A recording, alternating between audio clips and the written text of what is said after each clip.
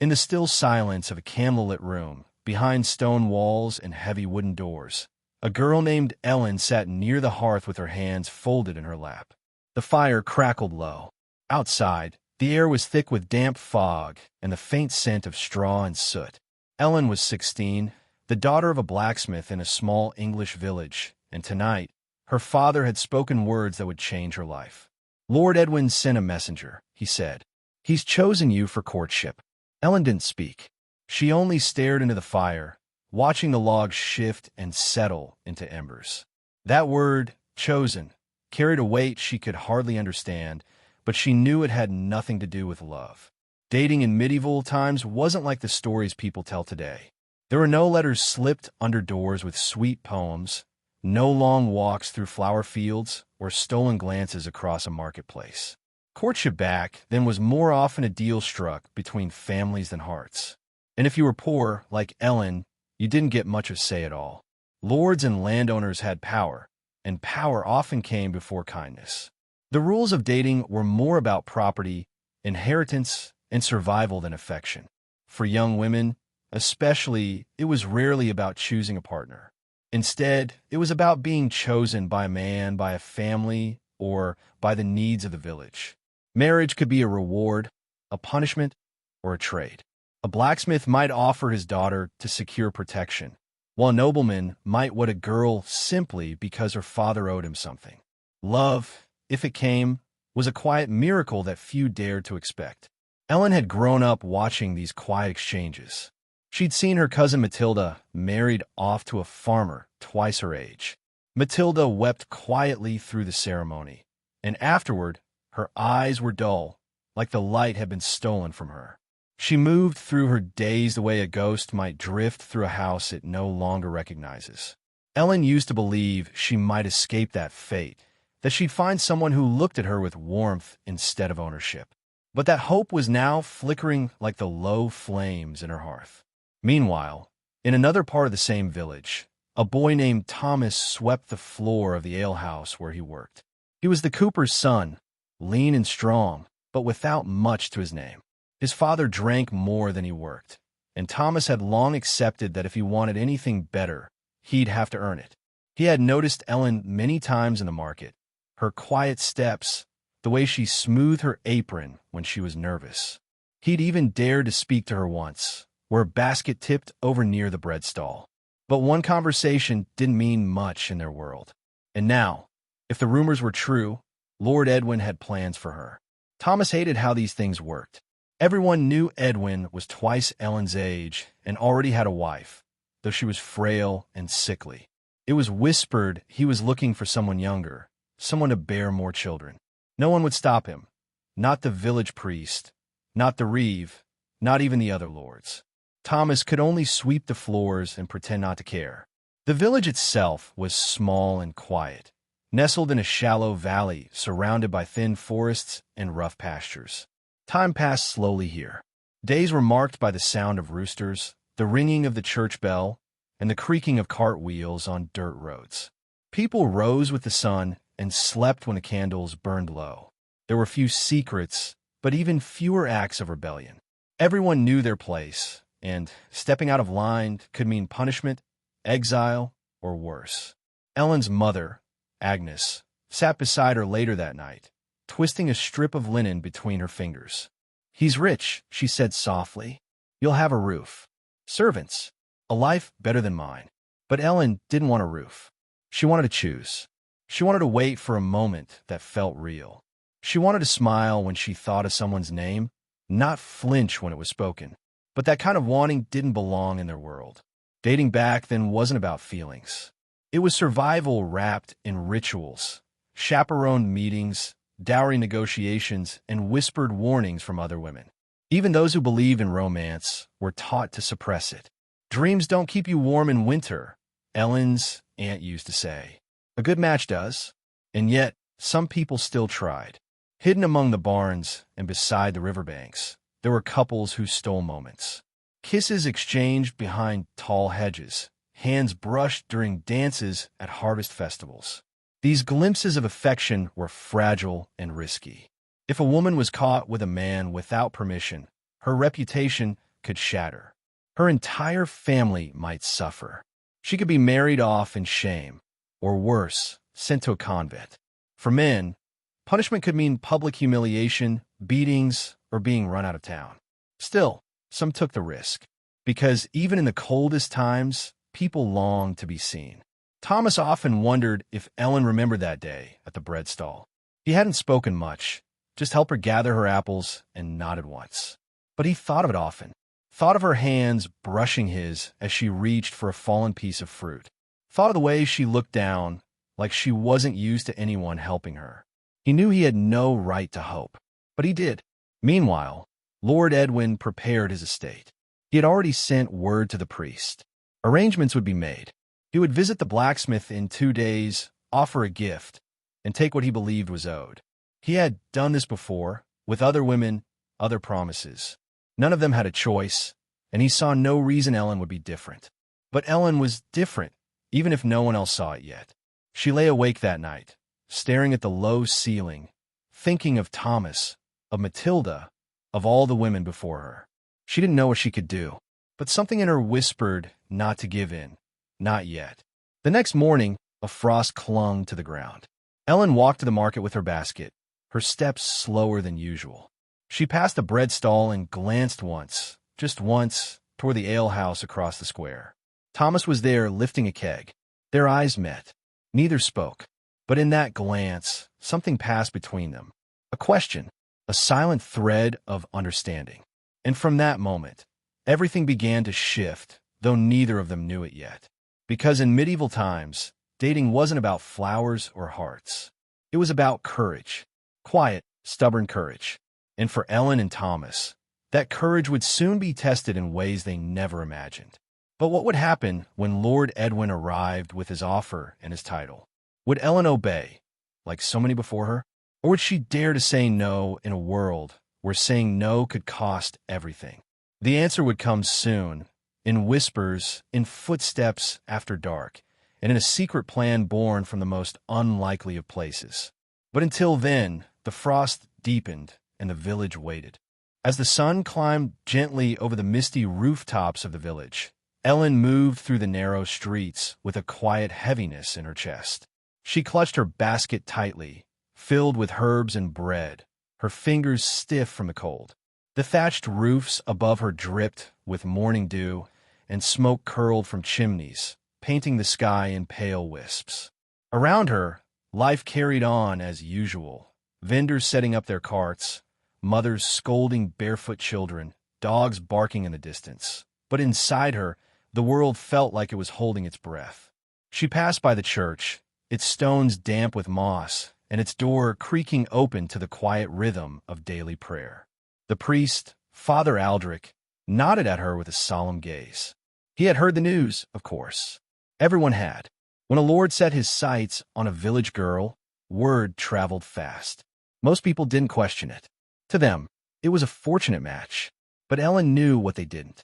She had seen the tired women who once lived behind the Lord's walls. She had heard the way they whispered when they thought no one was listening. She knew those walls were not just made of stone. They were made of silence. In the corner of the market square, Thomas wiped his hands on his tunic and watched her from a distance. He didn't approach. He didn't dare. Not with so many eyes on them. But something in her walk told him everything he needed to know. She didn't want this.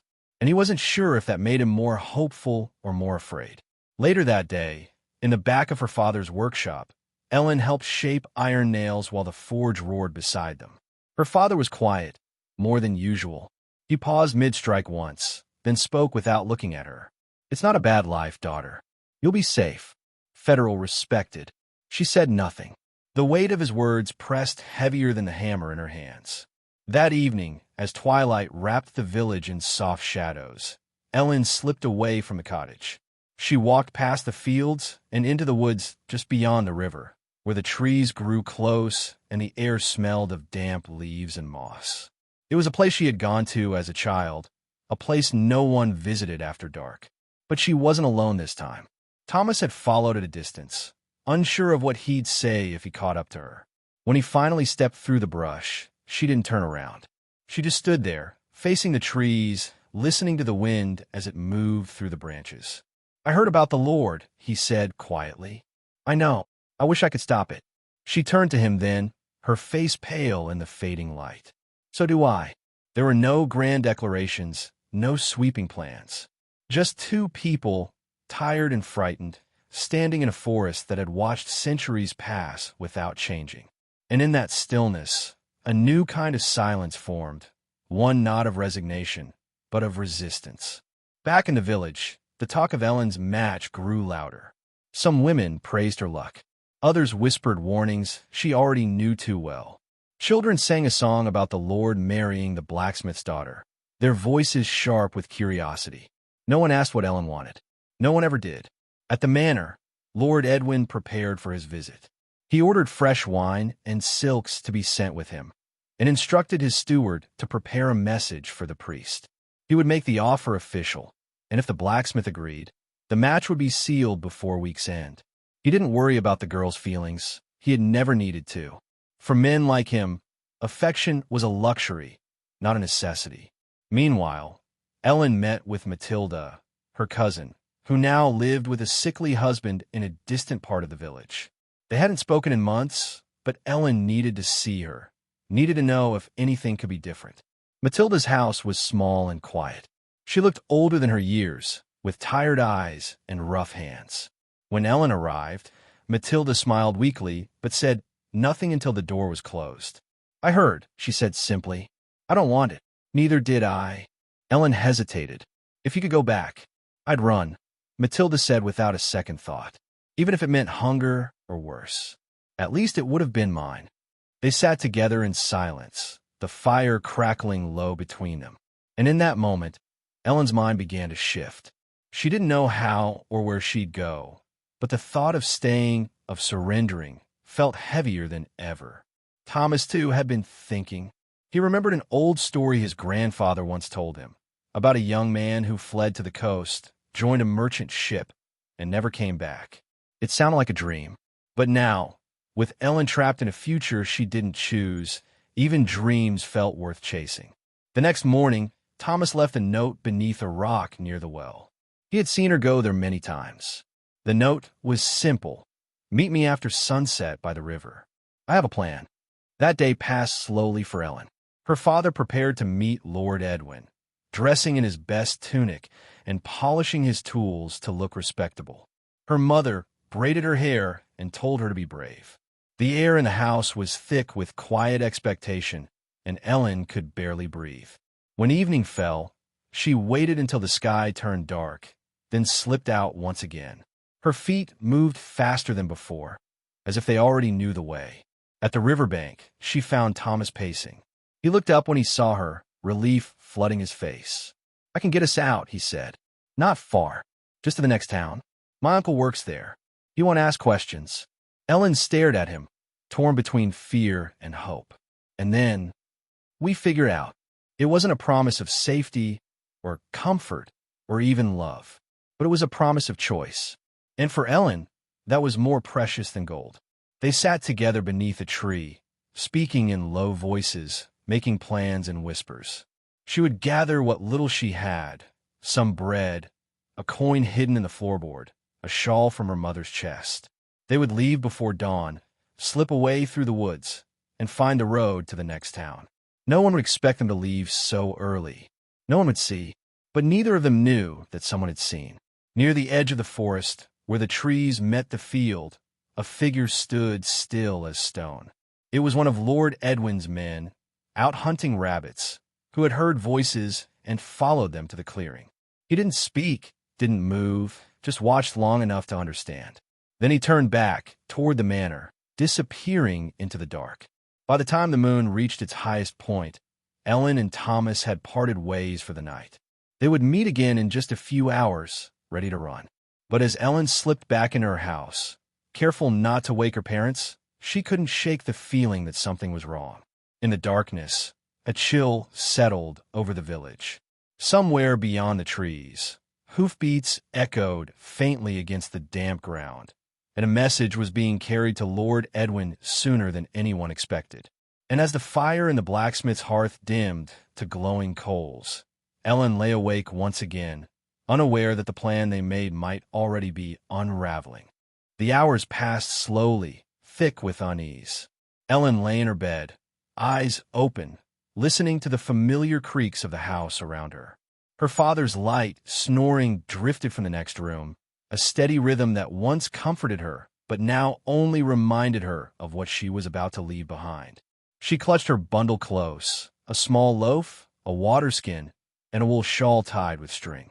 Hidden underneath, wrapped in cloth, was the tiny silver pendant her mother had given her years ago. It wasn't worth much, but it was hers. She had barely dozed off when the soft sound of footsteps outside pulled her from sleep. At first, she thought it was Thomas, early. But then came the murmur of voices, low, firm, and unfamiliar. She sat up slowly, heart thudding. Her mother stirred beside her, blinking in the dim light of early dawn. "Ellen," she whispered, "did you hear that?" Ellen nodded. The footsteps grew louder. Then came a sharp knock on the door.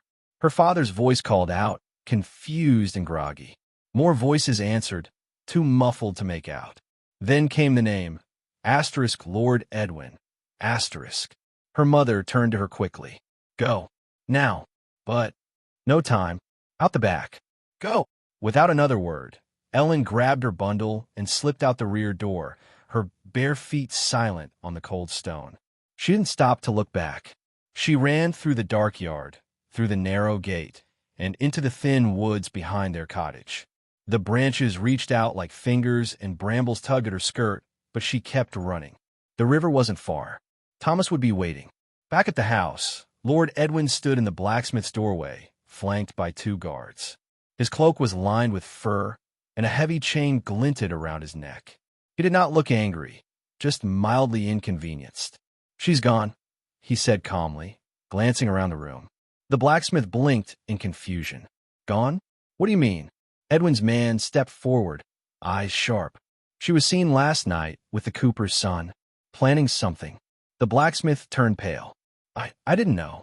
Edwin gave a slow nod, as though the answer didn't matter. "Find them."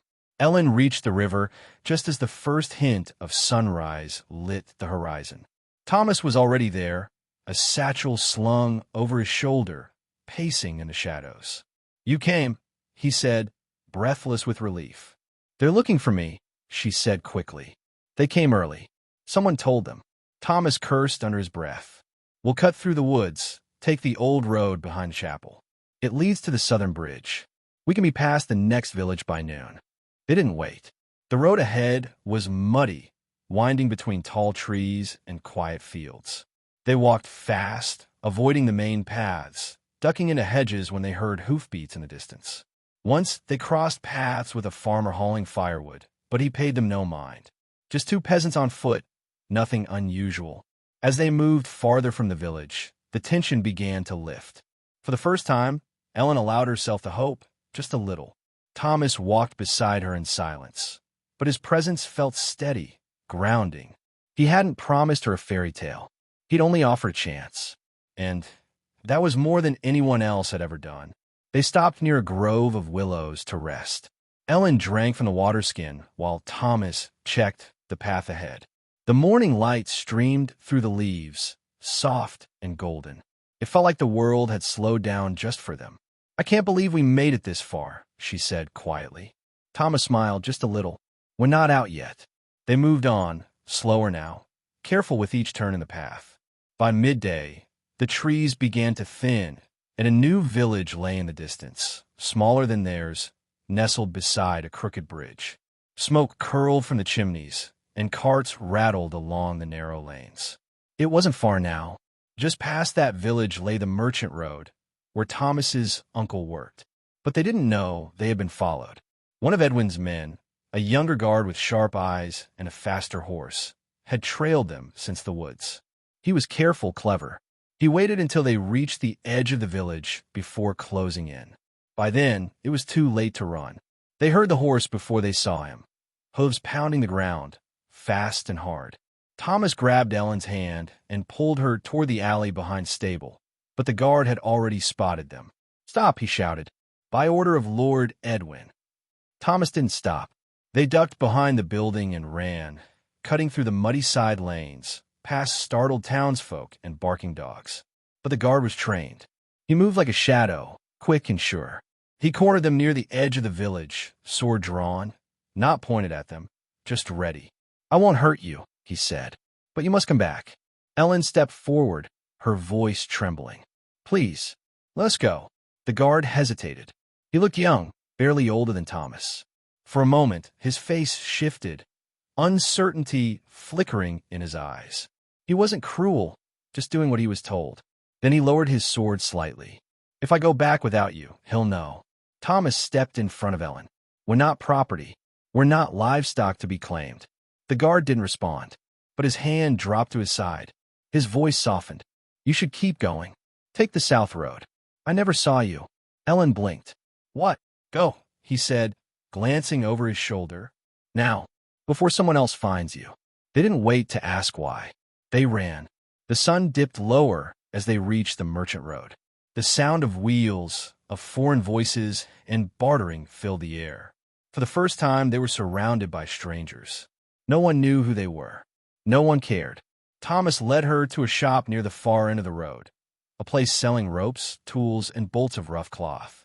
An older man with thick arms and kind eyes stood at the door. He looked surprised to see Thomas, but not angry. "Uncle," Thomas said, breathless, "we need work, a place to stay, just for a while." The man studied them for a long moment, then nodded. "Come inside." That night, in a room above the shop with straw on the floor and cracked shutters, Ellen sat beside the window and watched the stars. She still couldn't believe they had made it. She still expected someone to knock, to take her away. But for now, there was only quiet. Thomas sat nearby, fiddling with a loose thread on his sleeve. "You all right?"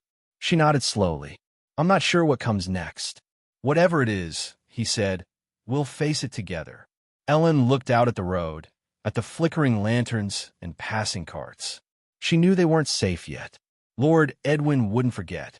There would be consequences, whispers, perhaps even punishment for her family. But she also knew that this freedom, this choice, was worth it. She closed her eyes and breathed deeply. The air smelled like dust and old wood and hope. But far behind them, back in the manor, Lord Edwin stood before the hearth, staring into the flames. The guard had returned empty-handed, with a lie in his mouth and guilt in his eyes. "They were never there," he said. "I searched. Nothing." Edwin didn't speak. He only nodded once, cold and slow. But his silence meant something, because men like Edwin didn't forget. And somewhere, deep in the dark corners of the village, a new plan was already taking shape, one that would not involve messengers or offers. Ellen's freedom had only just begun, but the chase was far from over. The days that followed were quiet, but the kind of quiet that carried attention beneath it, like a thread pulled too tightly, always on the verge of snapping.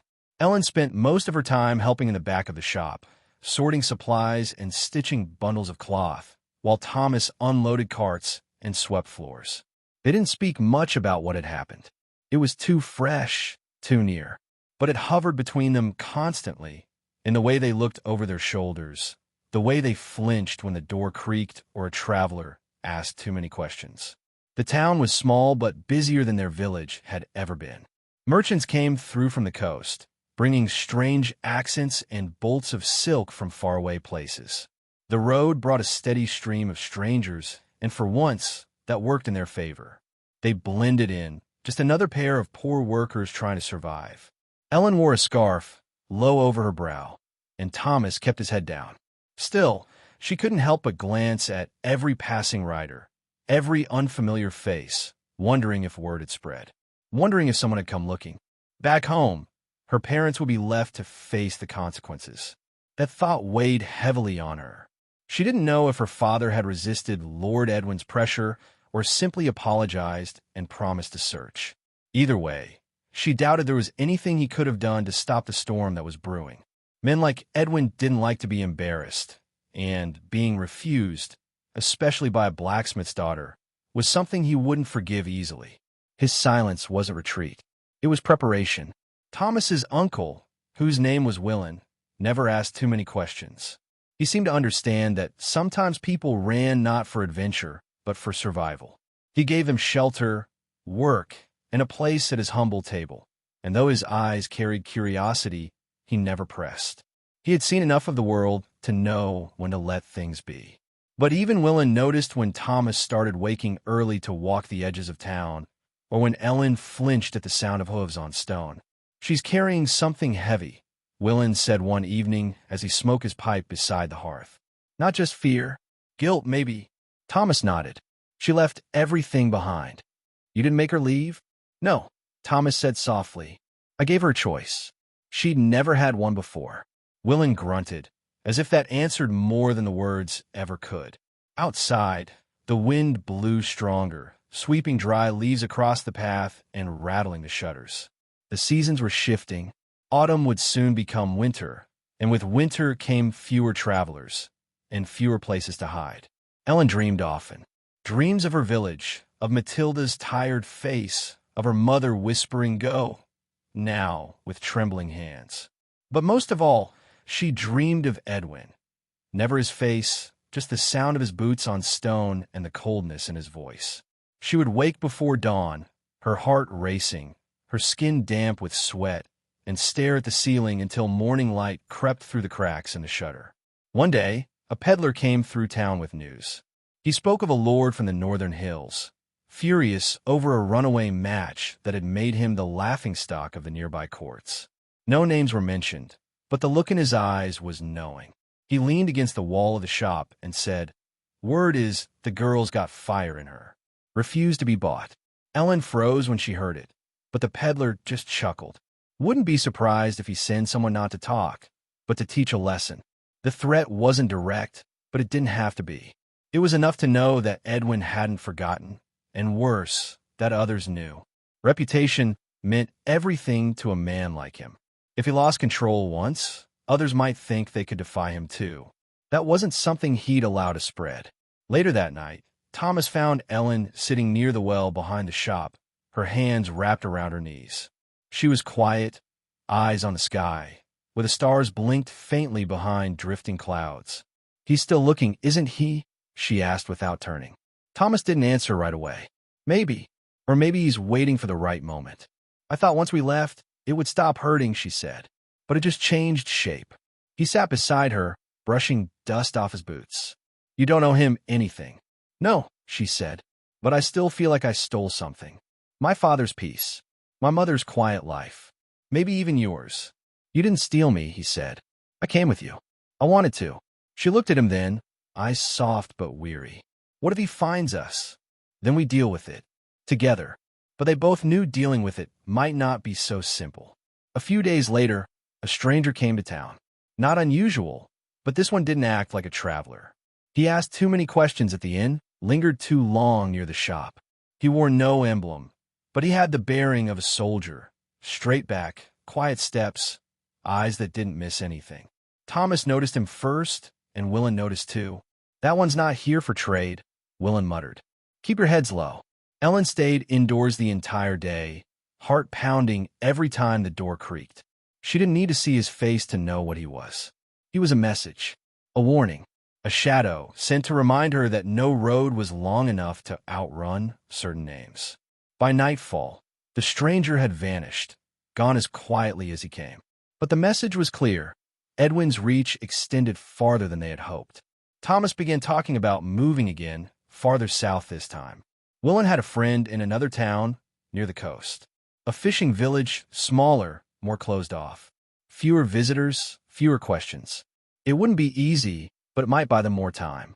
Ellen didn't want to keep running, but she knew the danger of standing still. In their world, love didn't protect you. Courage didn't make you untouchable. And freedom, when stolen from the wrong hands, often came with a price. Still, she didn't regret leaving. Every time she passed a mirror and saw her own eyes staring back, clear, awake, her own, she knew she had chosen right, even if the cost hadn't yet been paid in full. The wind outside grew colder each night, and soon the first frost would settle in. Horses would move slower, roads would turn slick, and in the distance, far from the warm hearth of the shop, someone was preparing a different kind of journey, one that wouldn't end with questions or offers. Because Ellen had done more than say no. She had dared to live. And for some, that was the greatest offense of all. The first frost arrived silently, covering the roads, rooftops, and fields in a thin sheet of glittering white. It coated the wooden fence outside the shop, iced the well's rim, and made the early morning air sharp and unforgiving. Ellen stood at the window, rubbing her arms as she watched a few villagers scrape their boots through the crunchy grass. The chill didn't bother her as much as the stillness. Winter had a way of making everything feel exposed. Even the air felt like it carried secrets. Thomas was already downstairs, loading sacks of barley into a cart. Willen stood nearby, directing him with slow, tired gestures. Their work was the same each day now, predictable, repetitive. But beneath that routine pulsed the quiet awareness that something was coming. Not just the snow, something else. Inside the shop, Ellen tried to keep her hands busy, folding linens, grinding herbs into powders, polishing the wooden counter, but her thoughts drifted too easily. She kept thinking about that stranger who came and went without a trace. What had he learned? What would he report back? Would Edwin come himself next time, or send someone crueler? Willen noticed her distracted expression and placed a gentle hand on her shoulder. "It's not your fault, you know." She didn't respond. He let out a breath. "I knew men like him. In my younger days. They don't like losing. But even they have limits." "I don't think Edwin does," she said quietly. "Men like him don't see limits. They see things they've already claimed." Willen nodded. "Then you have to stop being a thing." That night, as the wind picked up and howled between the cracks in the shutters, Thomas brought a candle upstairs and sat beside Ellen near the window. The flickering light cast long shadows across the walls. "I've been thinking," he said. "We can't wait around anymore. Willen has a contact in Dunsmuir.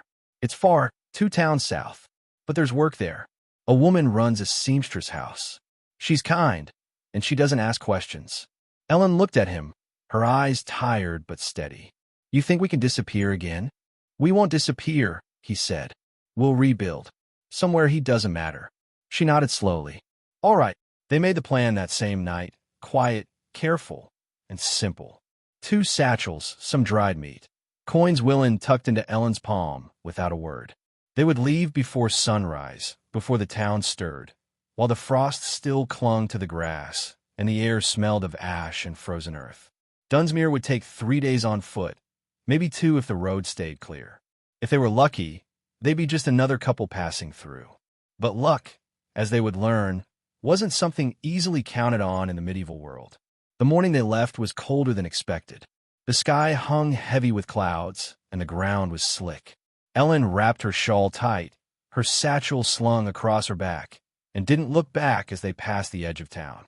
Thomas kept pace beside her, quiet but alert, one hand always near the small knife tucked under his cloak. By midday, the road turned rough and narrow, bordered by skeletal trees and low stone walls. Occasionally, a cart would pass, or a rider would thunder by without slowing. They stayed off the main track when they could, taking narrow paths through the woods or walking beside frozen streams. They shared little food, drank cold water from brooks, and spoke only when necessary. There was no time for stories or laughter, just movement. On the second night, they stopped at the edge of a pine forest, hidden from the road. A small fire crackled between them, just enough for warmth. Ellen pulled her legs close to her chest and watched the flames. "You still think about them?" Thomas asked. "My parents," she nodded. "Every day. They want you safe." "I hope so." Silence stretched between them. Then Thomas spoke again, softer this time. "You were never his to choose." She didn't answer. Instead, she leaned into his shoulder just slightly and let the warmth of the fire and his presence wrap around her like a blanket. But miles away, through snow-covered trails and wind-beaten roads, Lord Edwin's men were not far behind. 2 of them had left his estate days earlier. One tall, broad-shouldered, and silent as stone, the other younger and sharper, the same man who had seen them near the bridge. They had instructions now. No more persuasion. No more offers. They were to return with Ellen, no matter how. Edwin's patience had long since run out. By the time Ellen and Thomas reached the outskirts of Dunsmuir, the air had changed. It wasn't just colder, it felt heavier, more watchful. The village was quiet, with narrow stone streets and tall buildings packed close together. Smoke curled from chimneys, and the scent of fish and wood smoke hung in the air. It wasn't warm, but it was new. It was away. The seamstress shop stood on the edge of the main street, tucked between a bakery and a cobbler's workshop. A small sign hung above the door, asterisk thimble and thread star. Inside, the smell of wool and lavender filled the air. A stout woman in her 50s with kind eyes and calloused hands looked up from her table and smiled. "You're the ones Willin wrote about," she said. Thomas nodded. "We can work. We won't cause trouble." "I don't doubt it," she said. "Come in before you freeze." The next few days passed in a blur of routine. Ellen helped with stitching, learned to mend tears, and sorted bolts of fabric by color and weight. Thomas worked down the lane with the cobbler, hauling leather and shaping saws. They had a small room above the seamstress's shop with a low ceiling, one bed, and a shuttered window that creaked when the wind blew. It wasn't perfect, but it was safe, or so it seemed. On the fourth day, while Ellen was sweeping the front of the shop, a carriage passed by slowly. She barely looked at it, just another visitor. But when the driver glanced her way, her blood turned cold. It was him, the younger guard, the one who had seen them before. This time, there was no hesitation in his eyes, just certainty. She dropped the broom and ran inside. "Thomas," she called, breathless. "They're here." He was already on his feet, grabbing their things, moving quickly.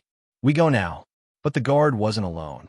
Before they could slip out the back, the second man, the larger one, blocked the alley. He didn't draw a sword. He didn't need to. His presence was threat enough.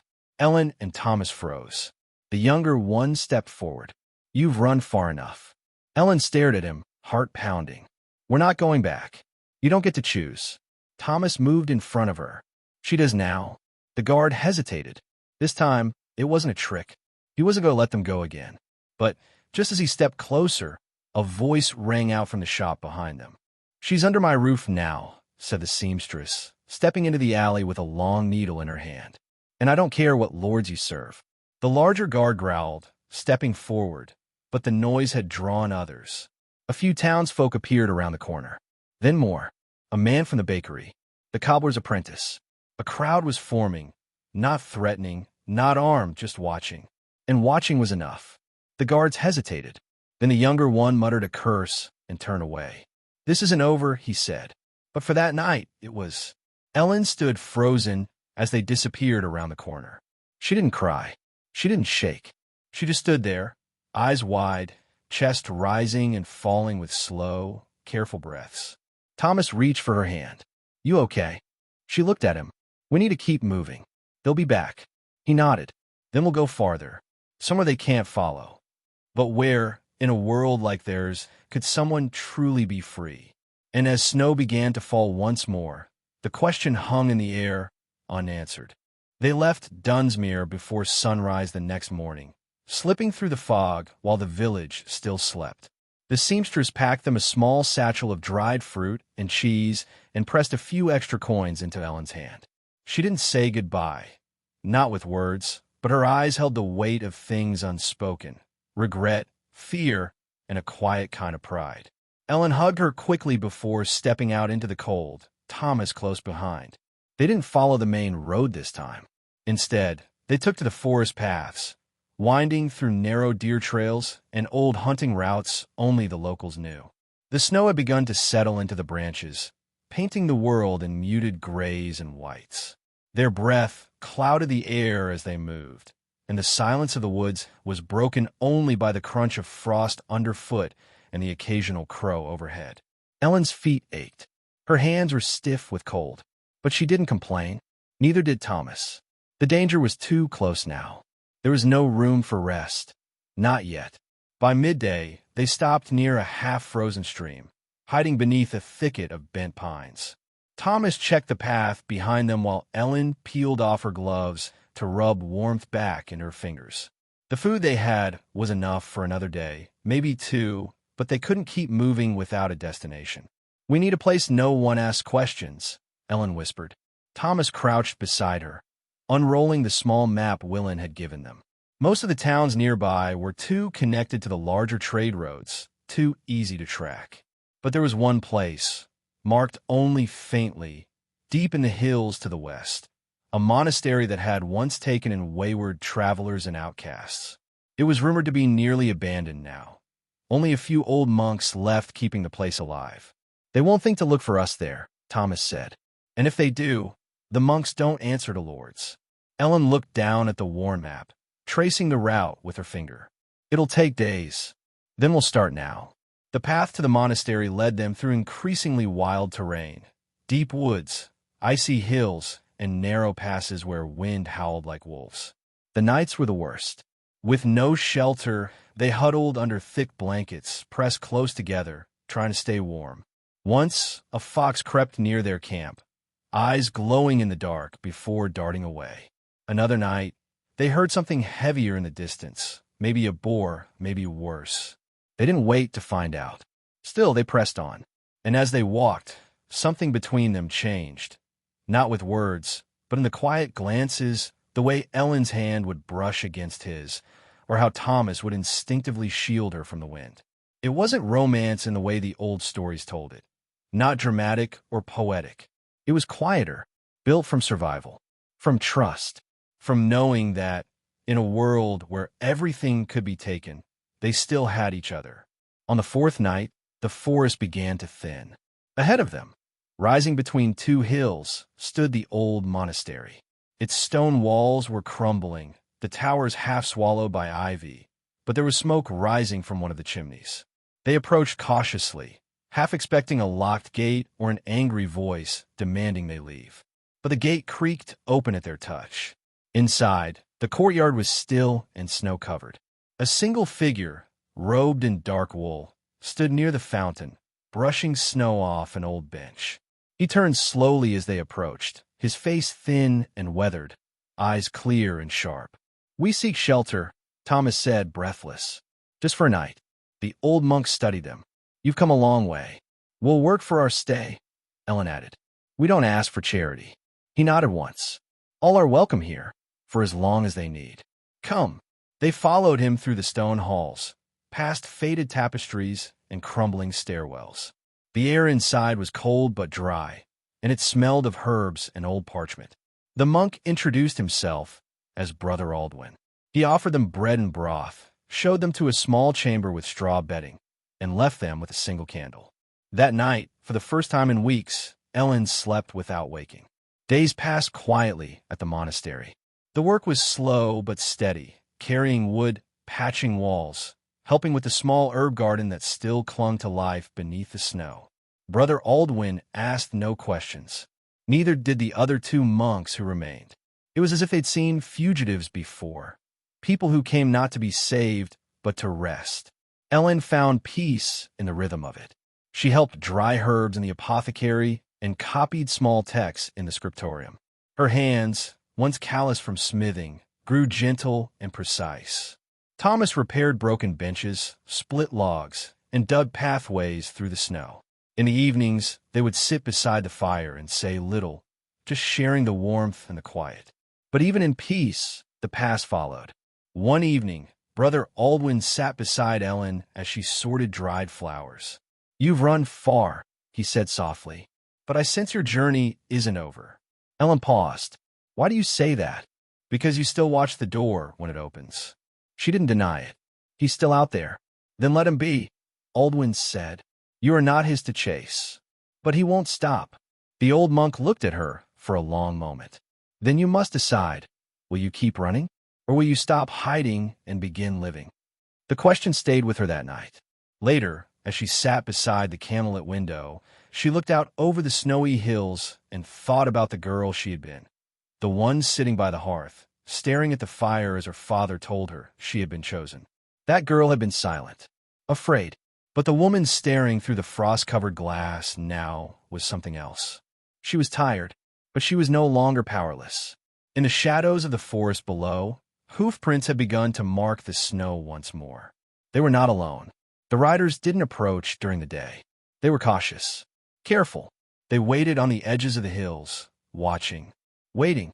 And as dawn broke over the sixth day, with the monastery bathed in pale gold light, a new wind swept through the stone walls. It carried no sound, no warning, but Ellen felt it in her bones. The end of running was near, and what came next would not be quiet. Ellen woke before the bell rang that morning, her breath visible in the cold room. She could hear the wind brushing against the stone walls, the soft groan of old beams settling above her. Thomas still slept, his arm draped loosely over the edge of the straw mattress. She didn't wake him. She just sat there in the dim light, staring at the shuttered window, feeling that same heaviness she thought she had escaped. The kind that sits behind your ribs and doesn't move, no matter how far you run. Downstairs, Brother Aldwin was already tending to the fire, stirring the embers gently with a long iron rod. He looked up when Ellen entered the main hall, his eyes calm but questioning. "I couldn't sleep," she murmured. "Nor could I," he replied, adding a log to the fire. The wind changes before something begins. She didn't ask what he meant. She already knew. Later that morning, the silence of the monastery was broken by the arrival of a rider. Not one of Edwin's men, at least not openly. This one was cloaked and hooded, his face hidden by shadow, but his posture too stiff, too disciplined to be harmless. He didn't ask for sanctuary. He didn't even step through the gate. He just sat on his horse near the outer wall and watched. Thomas spotted him first. He and one of the other monks, Brother Evo, had been clearing snow from the western walkway. The rider didn't speak, didn't move, didn't show any sign of aggression. But he stayed there for hours, unmoving, like a statue carved from thread. By nightfall, he was gone. But the next morning, there were two. Then, the day after, three. They never spoke. They never crossed the threshold. They simply lingered on the ridge, as if they were drawing a noose around the monastery, one quiet loop at a time. Inside, tension grew like frost on glass. The monks became quieter. Meals were shorter. Conversations, once held gently over firelight, began to fade. Brother Evo started locking the gate at night, something he hadn't done in years. Even the birds seemed to sing less. Ellen tried to focus on her work, mending cloaks, crushing herbs, copying faded texts, but her mind drifted constantly. She imagined Edwin sitting in some grand hall, sipping warm wine, smiling faintly as his men closed in. He didn't need to come himself. He had time. He could wait. One afternoon, she found herself in the chapel alone. The room was small, the stained glass windows cracked and patched, but the light that filtered through was soft. She sat in the front pew, hands clasped in her lap, not to pray, but just to think. She wondered if she'd made a mistake, if running had only postponed what was coming, if Thomas deserved better than to be hunted because of her, if her parents were still safe, or if they had already paid the price for her freedom. Behind her, the door creaked. She didn't turn. She knew the footsteps. Thomas sat down beside her, not speaking right away. "I saw one of them near the south wall," he said finally, close enough to count the buttons on his coat. Ellen closed her eyes. "We should go," he said. "Where?" "There's no place left. There's always somewhere." She shook her head. "I'm tired of running." He reached for her hand, gently. "Then we stop. We make a stand. Together." But they both knew it wasn't that simple. That night, as snow began to fall again, a different kind of silence fell over the monastery. Not peace. Something else. Like the last breath before a storm. And far beyond the stone walls, in a dim candlelit room, Lord Edwin stared at a parchment map. His eyes rested on the spot where the monastery lay, barely a mark on the page. His steward stood nearby, hesitant. "They've gone to ground," the steward said. "Should we act?" Edwin didn't respond immediately. He poured wine into a goblet and stared into the dark red swirl. "She made me a fool," he said softly, "in front of lords and servants alike. She's just a peasant girl." "No," Edwin said, "not anymore. She's a story now." And stories spread. The steward waited. "Send word," Edwin said at last. "If they don't come out, we go in." Back at the monastery, Brother Aldwin gathered the others in the dining hall. His voice was calm, but even his hands trembled slightly as he spoke. "We are a place of peace," he said. "But peace does not mean blindness. He turned to Ellen and Thomas. "You've brought something with you," he said, not accusing, just truthful. "Something that wants to tear through these walls." "We never meant to," Ellen said. "We just wanted to live." Aldwin nodded. "And you still can. But you must choose. Stay and face them, or vanish again into the night." The other monks said nothing, but their silence was not disapproval. It was fear shaped into reverence. They had seen the way the world worked. They had seen worse. Outside, the riders didn't move. Not yet, but by now there were 5, and still counting. Ellen lay awake that night, curled beneath the thin blanket, listening to the wind rattle the shutters. Thomas slept beside her, his breathing slow and steady. She didn't know what would happen come morning, but for the first time in her life, she felt the weight of a choice that was truly hers. She could run, she could fight, or she could do something no one expected. But what? Somewhere below, in the stone corridor near the scriptorium, Brother Ivo kept watch with a lantern in hand. He had once been a soldier, long before he took his vows. He knew the sound of an ambush in the making. He felt it in his bones. And outside, just beyond the gate, one of Edwin's men dismounted and stepped closer than any had before. He placed something at the door. A token, a sign, a silver pendant, tarnished familiar. The very one Ellen thought she'd lost. The message was clear. They knew. They were close.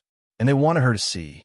When she found it the next morning, lying in the snow, her fingers shook as she picked it up. This wasn't just a hunt anymore. It was personal, and it wasn't over yet. Ellen stared at the pendant in her hand, her breath clouding in the frigid air. The snow had softened the world, made it still, but the weight of that tiny silver trinket felt louder than 100 voices. Her mother's pendant, the one she had kept hidden in her bundle. She hadn't lost it. She had packed it carefully. But now, here it was, placed like an offering or a warning at the foot of the monastery gate. She turned it over in her fingers. The cloth it had once been wrapped and was gone. Its surface was cold and wet, the chain tangled. Thomas stepped beside her in the pale light, his boots crunching lightly on the snow. He didn't need to ask. His eyes went straight to the pendant. "They've been inside the walls," he said quietly. Ellen looked up toward the tree line, or close enough to make it feel that way. Brother Aldwin came out moments later, lantern in hand, his cloak pulled tight against the wind. His eyes narrowed when he saw what Ellen held. "I locked the gates myself last night," he murmured. "They never crossed them. But this is a message." Ellen nodded, slowly. "They want us to be afraid." Aldwin looked toward the trees. "Fear is their tool, but it only works if you let it decide for you." Inside, the fire in the chapel had gone out. The day was slow and heavy. No one spoke much. The usual rhythm of monastery life had been broken.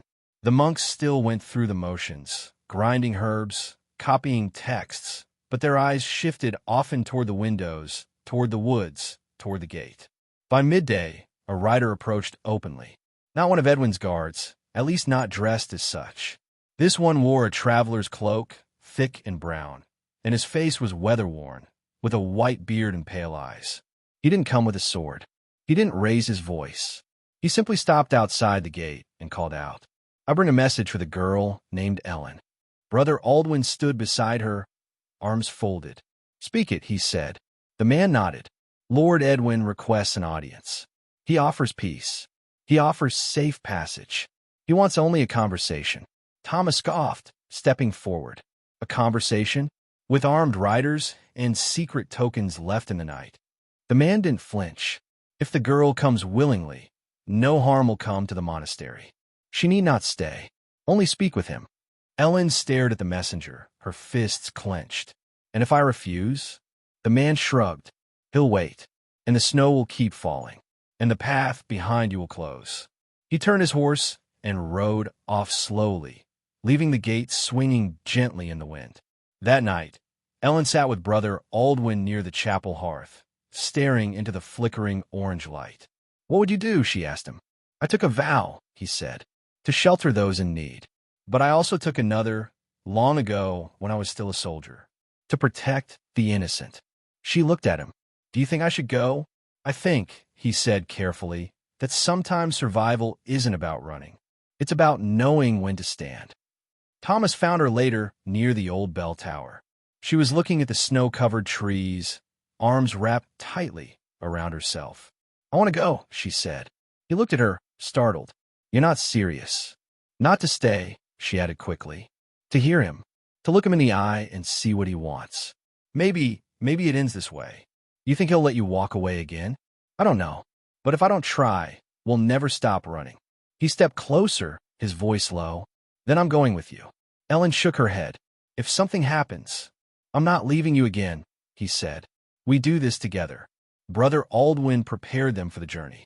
The path to the meeting point, a clearing in the forest marked by 3 tall oaks, was less than 2 hours from the monastery. The snow made the walk slower, but not impossible. The monks watched in silence as Ellen and Thomas left that morning, bundled in wool and leather, armed with nothing but their determination and the fire inside them. The forest was quiet, too quiet. Every step crunched beneath their feet. The trees stood tall and frozen, their bare branches clawing at the sky. The cold seeped through their boots and gloves, and breath came in clouds. But they didn't stop. When they reached the clearing, Edwin was already there.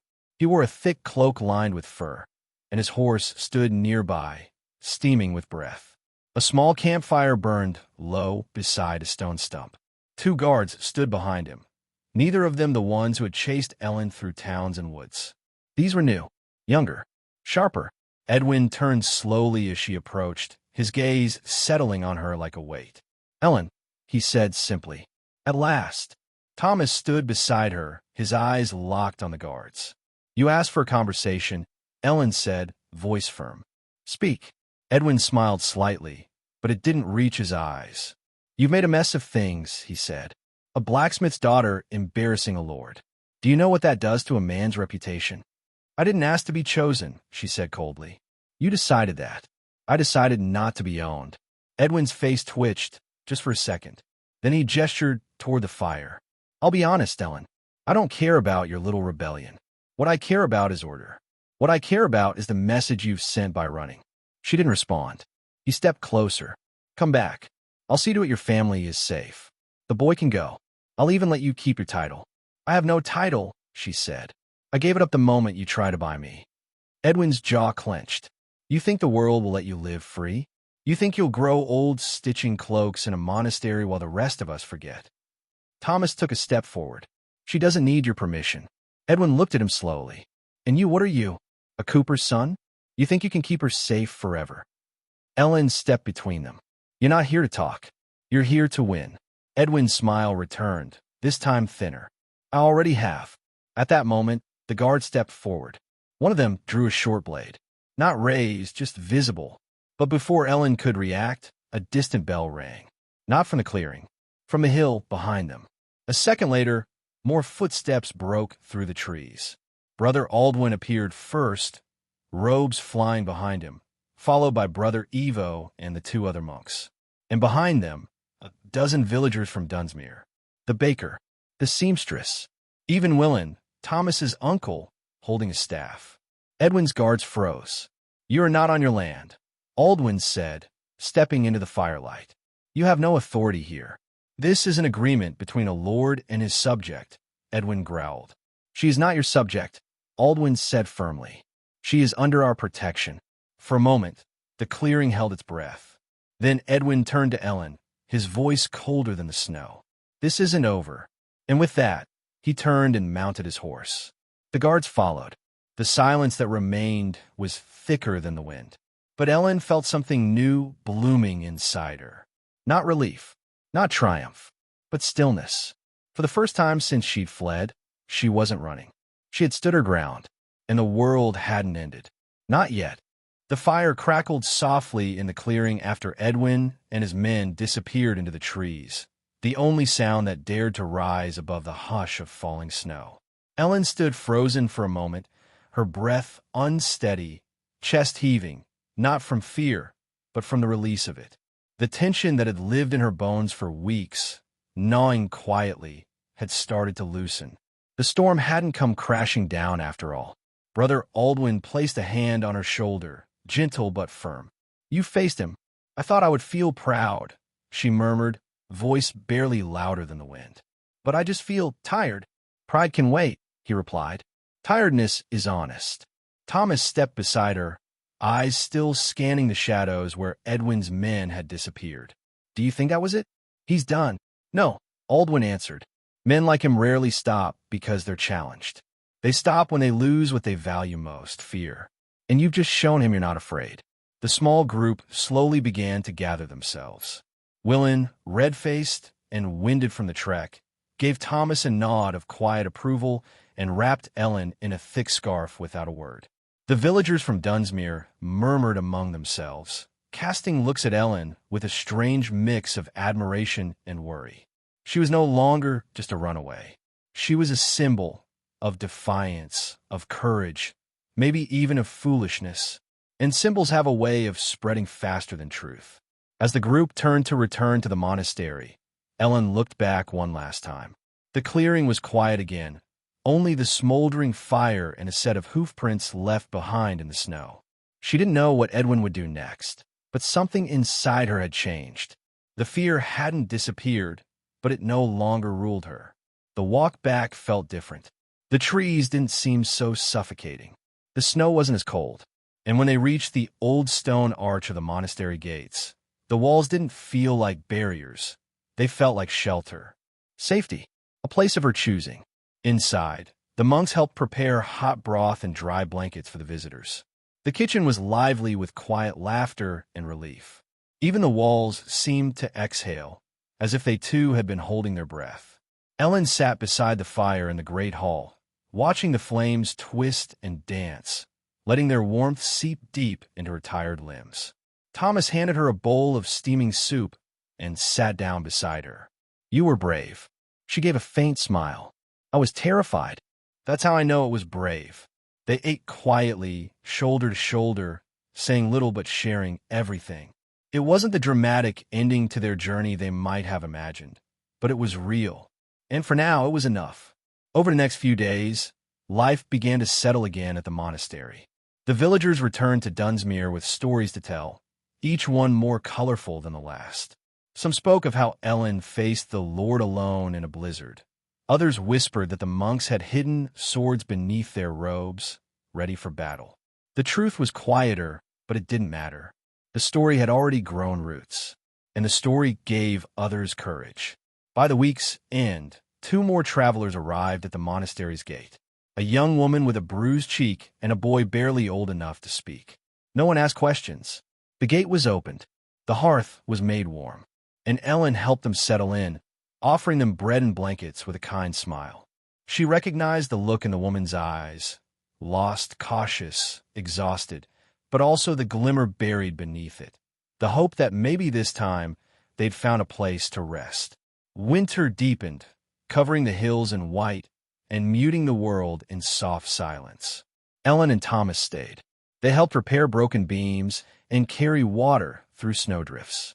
They worked alongside the monks and the other wanderers who began to arrive, one by one, drawn by whispered tales of sanctuary and a girl who said no to a lord. One afternoon, Ellen stood in the chapel, dusting the windows where sunlight slipped through colored glass. She paused and looked out, her gaze drifting to the tree line far beyond the walls. She hadn't seen another rider since that morning in the clearing. No more pendants at the gate, no more messengers. But she knew Edwin was still out there, and she knew what she had to do next.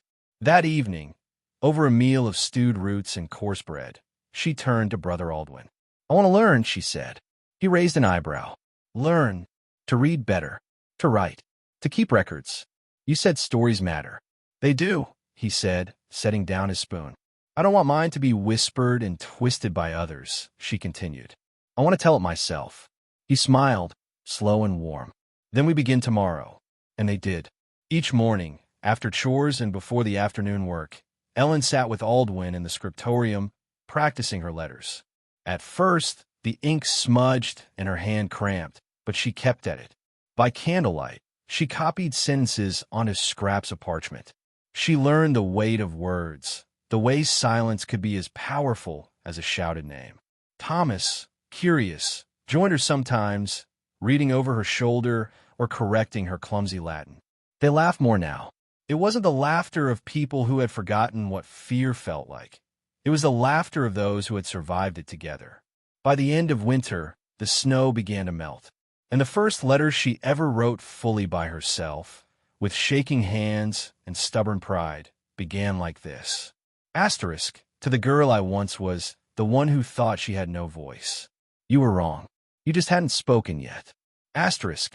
She folded it carefully and tucked it into the book Aldwin had lent her, placing it between pages that spoke of queens, of rebellions, of people who once stood and said no, and meant it. Because that's where her story belonged now. Not just in whispers, but in ink, in firelight, in memory.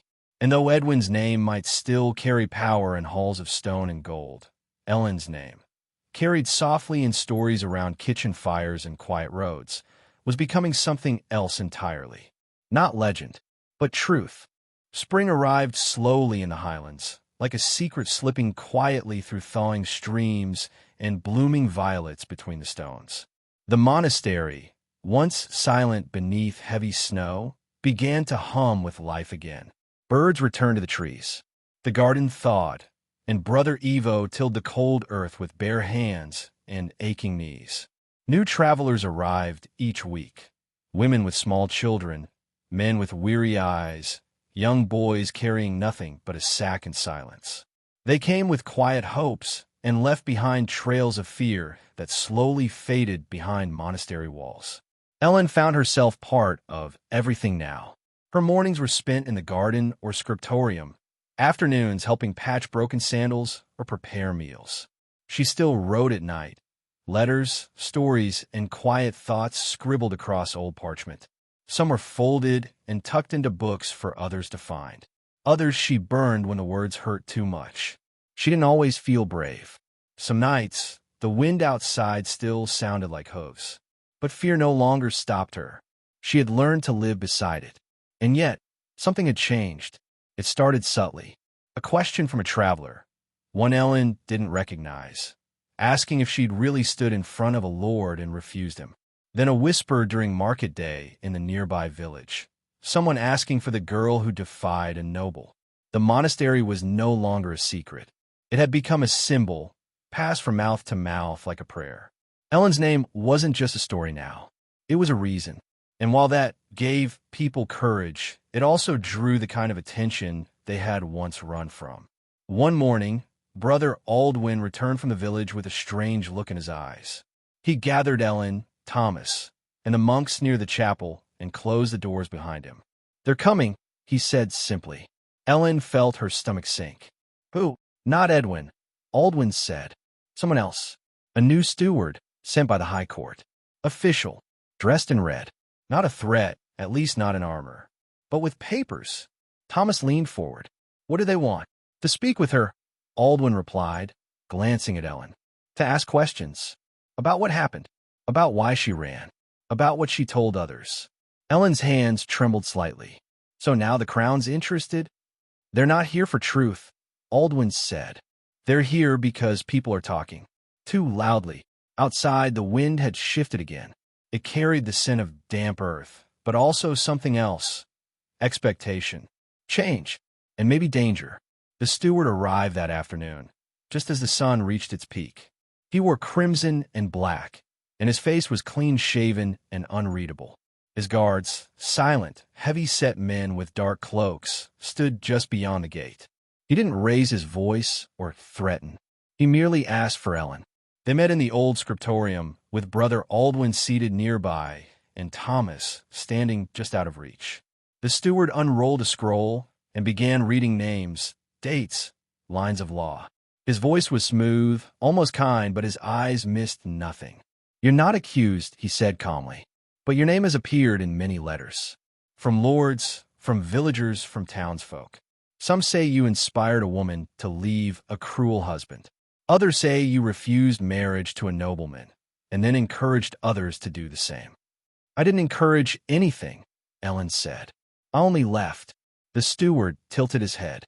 "And yet they follow you." She met his eyes. "I never asked them to."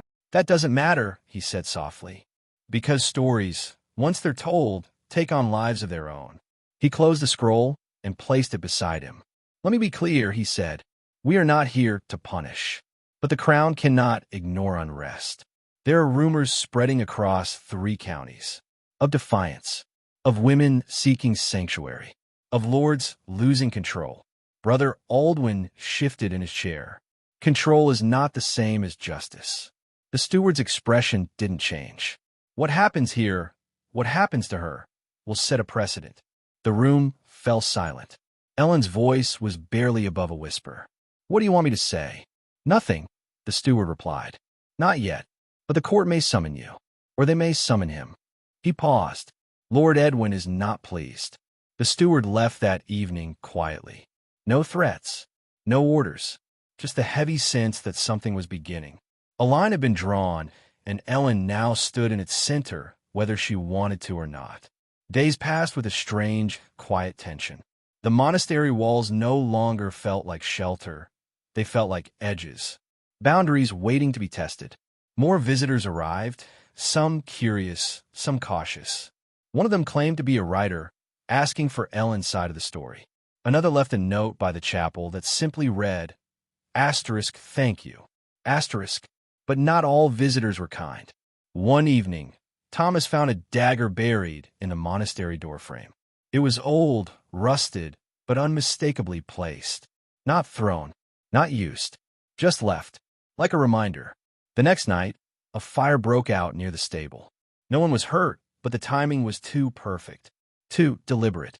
Brother Evo found tracks leading away into the woods, boot prints, not monk sandals. Someone had come close again. Too close. Ellen couldn't sleep. She sat up by the window every night, candlelight flickering on the walls, waiting for movement beyond the trees. Her hand stayed near the pouch that held her pendant, her letters, and the small knife Thomas had given her long ago. "I thought this would end when I said no," she told him one night. Thomas watched the flame dance. "Maybe the first time you said no was just the beginning." Ellen nodded. "What if the only way to stop running is to face him again?"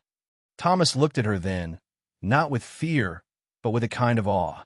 "Then you won't be standing alone." But that was the problem. She wasn't alone anymore. People had come to believe in her. Not because she was powerful, but because she wasn't. Because she was ordinary, and she had said no anyway. If she fell now, what would happen to them? The next morning, a raven arrived at the gate. A letter tied to its leg, sealed with black wax. It was from Edwin. Only 5 words. "You started this. End it. The monastery grew still again. Ellen stepped into the chapel alone and sat beneath the stained glass window. The light painted her face in red and gold, flickering as clouds passed overhead. She knew the next time they came, Edwin, the steward, or worse, they wouldn't bring scrolls. They would bring force. The story was no longer just hers, and it was racing toward a choice she couldn't avoid. Not anymore. The wind carried the first sound before they saw the riders. Hoofbeats echoing faintly across the hills, distant yet steady. It was late afternoon, the sun already beginning its slow descent behind the trees, casting long shadows across the monastery stone courtyard. The air was still, almost too still, as if the land itself had paused to listen. Thomas stood on the watchtower, squinting toward the forest line, his hand tightening around the iron ring that held the bell rope. Below him, the monks moved with quiet urgency. No one needed to be told what was coming. Ellen stood at the gate, eyes narrowed against the light. From this distance, she couldn't make out the details, but she could count them, 7 riders at least, riding in a formation too precise to be casual travelers. There was a flag among them, red and gold, fluttering sharply against the sky, and at the center, unmistakable even in silhouette, rode Lord Edwin. He had come himself. She felt her breath catch, but she didn't flinch. Not this time. Brother Aldwin appeared at her side, robes brushing the ground like wind-tossed leaves. "It is him." Ellen nodded. "He didn't send a message this time." "No," Aldwin said, "because this is no longer a request. It's a warning." Thomas climbed down from the tower quickly, and the bell rang 3 times, short, sharp strikes that echoed through the valley. It was a signal they had all agreed upon. Not for danger, but for readiness. The people within the walls began to move. Travelers helping close gates, monks locking away supplies, children ushered to the chapel where the stone walls were thickest. But no one ran. There was no panic, just preparation. Ellen moved to the main courtyard where a small group had gathered. Thomas stood beside her, calm but alert. Willen clutched his walking stick like a staff. Even the youngest monk, barely 15, stood tall and straight, holding a bundle of torches. Brother Aldwin raised his hand for silence. "We will not meet fear with violence," he said, voice strong. "But we will not bow to it either." The riders approached slowly, dust rising behind them like a cloud of ash. Ellen's heart beat faster, but she kept her chin high. Each hoofbeat was a memory. The dark hall of Edwin's manor, the echo of chains on cold stone, the whispered threats, the deals spoken over her head like she wasn't there. But all of that was before. And now, she was ready. The horses came to a stop just outside the gate. Edwin did not dismount. He looked around with thinly veiled contempt, eyes passing over the old walls, the robed monks, the defiant faces. Then his gaze landed on Ellen. "Well," he said, "still playing the part, I see." She stepped forward, not too far, but enough that he could hear her clearly. "You came with soldiers. That doesn't look like a conversation." He tilted his head. "This stopped being a conversation the moment you made it political." "I made it human," she said quietly. "You're the one who turned it into war." Edwin dismounted then, his boots hitting the dirt with a dull thud. His coat flared slightly in the wind, and beneath it, the glint of steel could be seen at his hip. Not raised, not threatened, but there, just like always. "I offered you everything," he said. "A future, a title, security. You offered ownership," she snapped. "You treated me like property." A murmur passed through the gathered crowd, quiet but heavy. Edwin's jaw twitched. "And now," he asked, voice sharp, "you think these monks can protect you? These peasants?" Ellen didn't answer. He stepped closer. "You think hiding in an old monastery with broken walls and old books makes you safe? You become a symbol, Ellen. And symbols are dangerous. They give people the wrong ideas." "I think people already had those ideas," she said. "They just needed to know they weren't alone." That silenced him for a moment. Then he turned toward Brother Aldwin. "You've harbored a fugitive. You've ignored crown orders. You've allowed rumors to spread. That's treason." Aldwin stood still, his eyes calm and unafraid. "I have given shelter to the tired and voice to the voiceless. If that is treason, so be it." The wind picked up again, tossing hair and robes alike. Somewhere nearby, a raven called sharply and flew across the clearing. Edwin turned back to Ellen. "This is your last chance," he said. "Come with me, quietly, in this, or I will make an example of this place. No more warnings." Ellen didn't move. She looked around at the people standing behind her, the children, the monks, the travelers who had come with bruises and silence, and now stood tall. Thomas, unshaken. Aldwin, composed. Willen, ready. Then she turned back to Edwin. "No," she said. "You will not take me. Not this time. Not ever again." Edwin's face changed. The mask of politeness dropped. His eyes narrowed, his mouth curled. "Then you leave me no choice." He signaled with 2 fingers. The riders dismounted, swords unsheathed. Gasps rose from the people at the gate, but no one stepped back. A woman from the village picked up a shovel and stood beside Willen. A monk took a torch and held it steady. Thomas stepped forward without hesitation, his eyes fixed on the closest guard. Then, unexpectedly, a second group appeared at the edge of the tree line. More riders, but these did not wear Edwin's colors. Their banner was blue and white, the seal of the High Court. The steward had returned. The tension shattered like glass. Edwin froze, realizing too late that his threats had traveled faster than he had. That Ellen story had not just reached farmers and monks, but the court itself. The new riders approached swiftly, and the lead steward raised a hand. "In the name of the crown," he called out, "lay down your arms." Ellen's heart pounded in her chest, but she didn't breathe just yet. Not until she knew. Would Edwin obey? Or would everything they had built here end in fire and steel? For a moment, everything stood still. The wind paused. The horses snorted uneasily. The High Court steward sat tall in his saddle, his voice still ringing through the clearing. Edwin's men held their weapons half-raised, caught in the space between obedience and pride. The tension was thick enough to choke on. Ellen didn't move. Her eyes stayed locked on Edwin's face, waiting, searching for the moment where something in him would shift, where he would surrender to the presence of the law. But then he did something no one expected. He smiled. It wasn't the smug smile of a man who thought he still held power. It was something colder, calculated, almost rehearsed. And just as the steward from the High Court dismounted and began approaching, Edwin raised both hands calmly and spoke, not to the steward, but to everyone. "You're all so sure the crown came to save you." The steward stopped mid-step, his brow furrowed. "I never said they were here for you," Edwin continued, "only that they were coming. And now that they are," he gestured to the approaching riders, "you'll finally see what justice looks like when politics gets involved." The crowd murmured uncertainly. Thomas stiffened beside Ellen, and Brother Aldwin's mouth tightened into a grim line.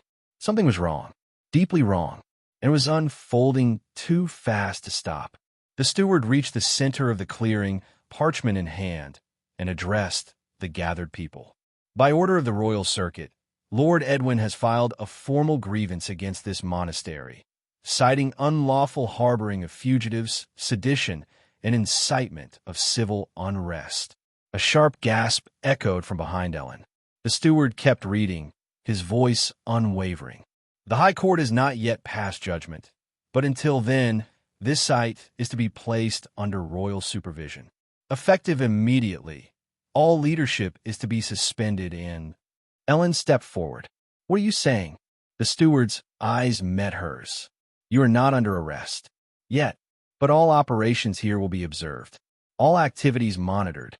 You may remain, but the Crown reserves the right to remove any individual deemed disruptive."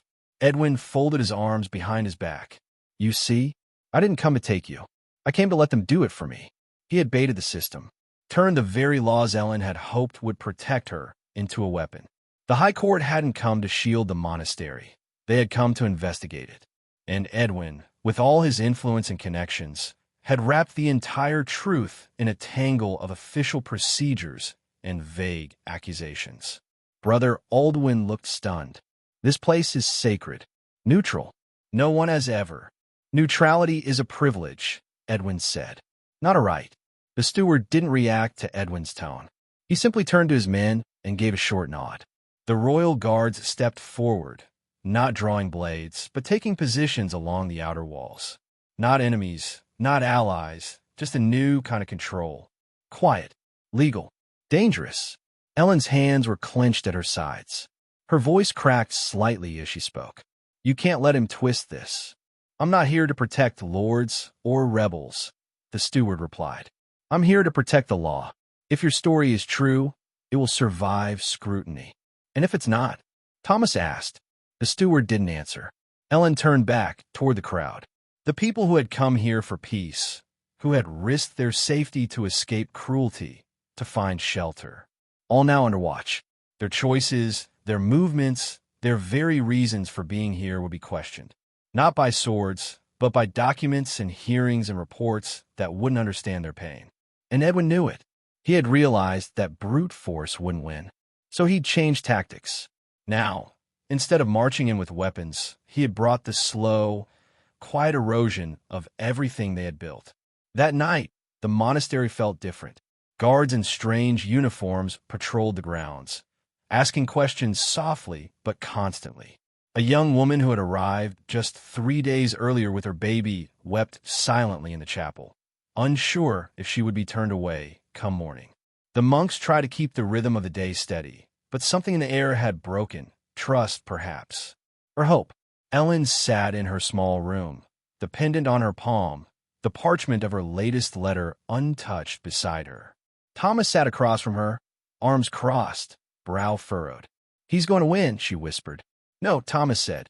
"He's changing the battlefield, that's all." "But this isn't like before," she said. "It's not a fight you can see. It's politics and perception and paper. And I'm just—" her voice cracked. "I'm just a girl who said no."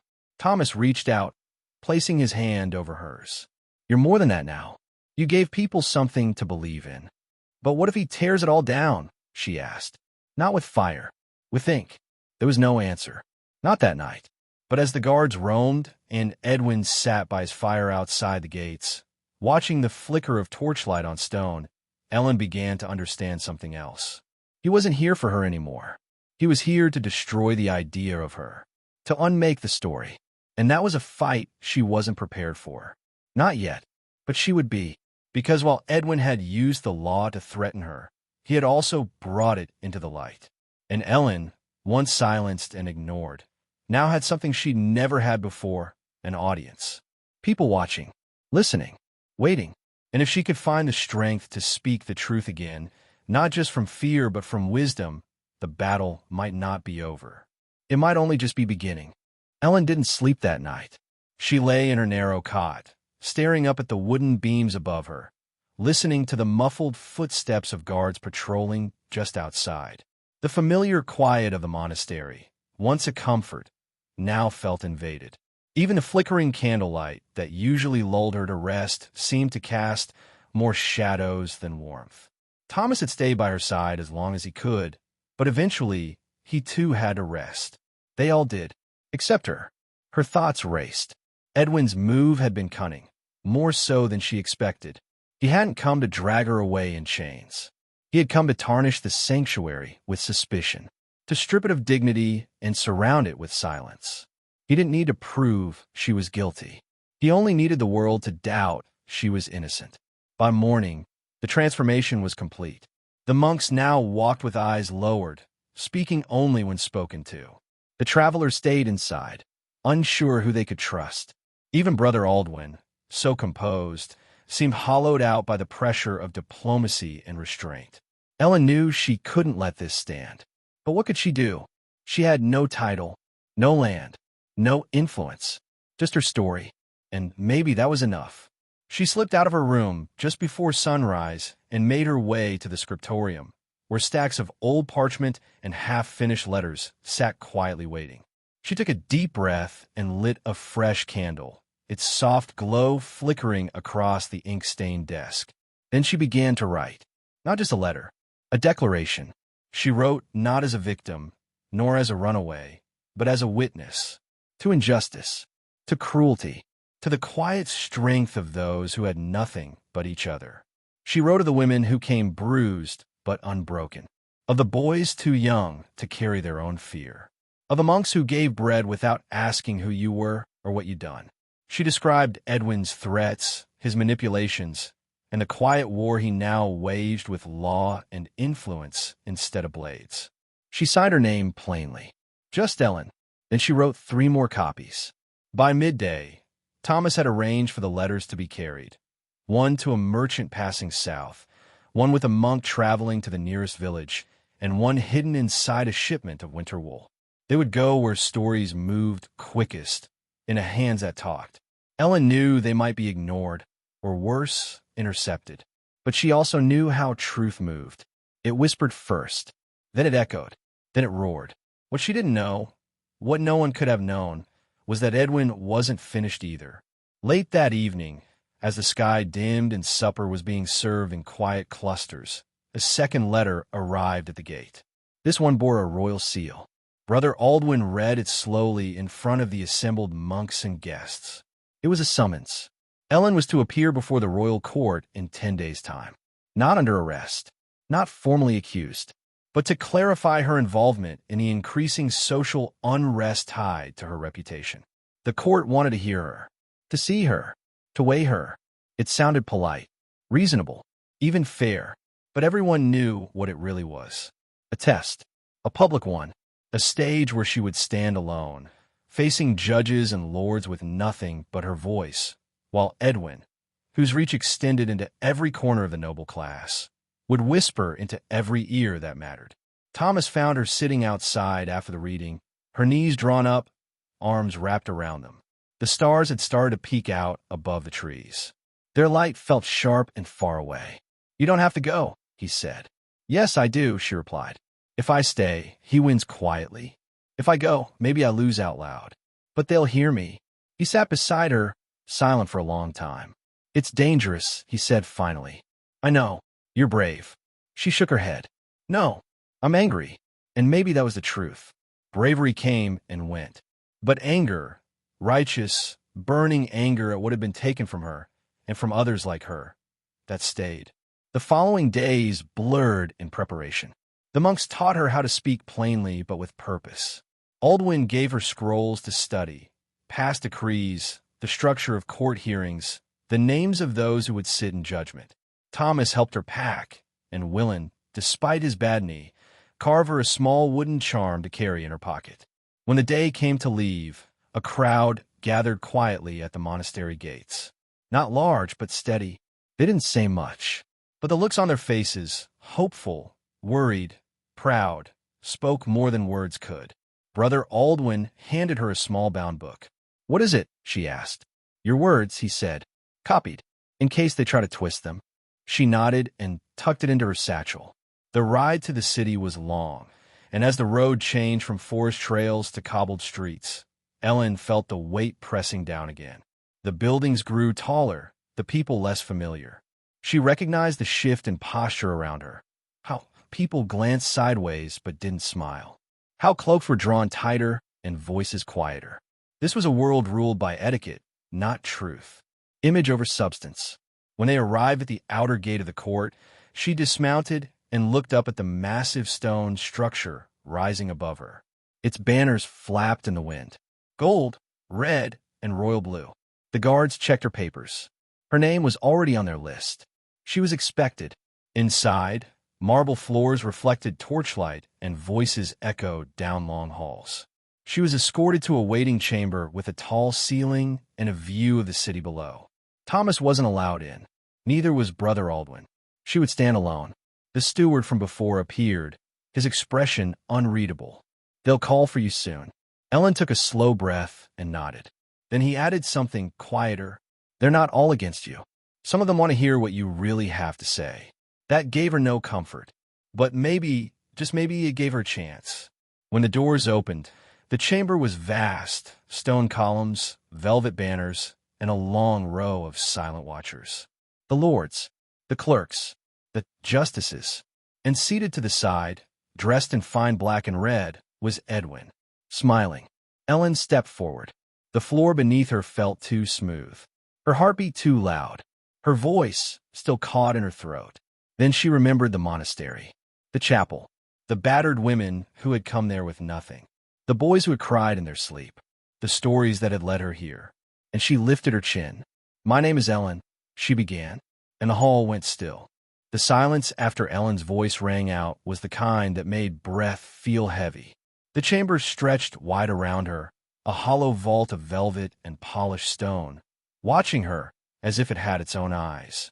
Seated across from her, the high court officials waited, robes rustling softly as they shifted in their chairs. Behind her, she could sense Edwin's presence like a shadow, close, sharp, patient. He didn't need to interrupt. Not yet. He knew the court would do its work. A clerk motioned for her to stand centered on the mosaic inlaid on the floor, an eagle clutching a scroll, the emblem of royal law. She stepped into it, feeling the smooth stone beneath her boots, her hands clasped in front of her to hide the tremble in her fingers. A silver-haired justice leaned forward. Ellen of Dunsmuir, you are not charged with any crime, but you have been summoned to speak on matters concerning unrest across several provinces. Do you understand this? I do, she said, her voice clearer than she felt. You may begin. She paused, not because she didn't know what to say, but because she suddenly realized what this moment was. This wasn't a trial.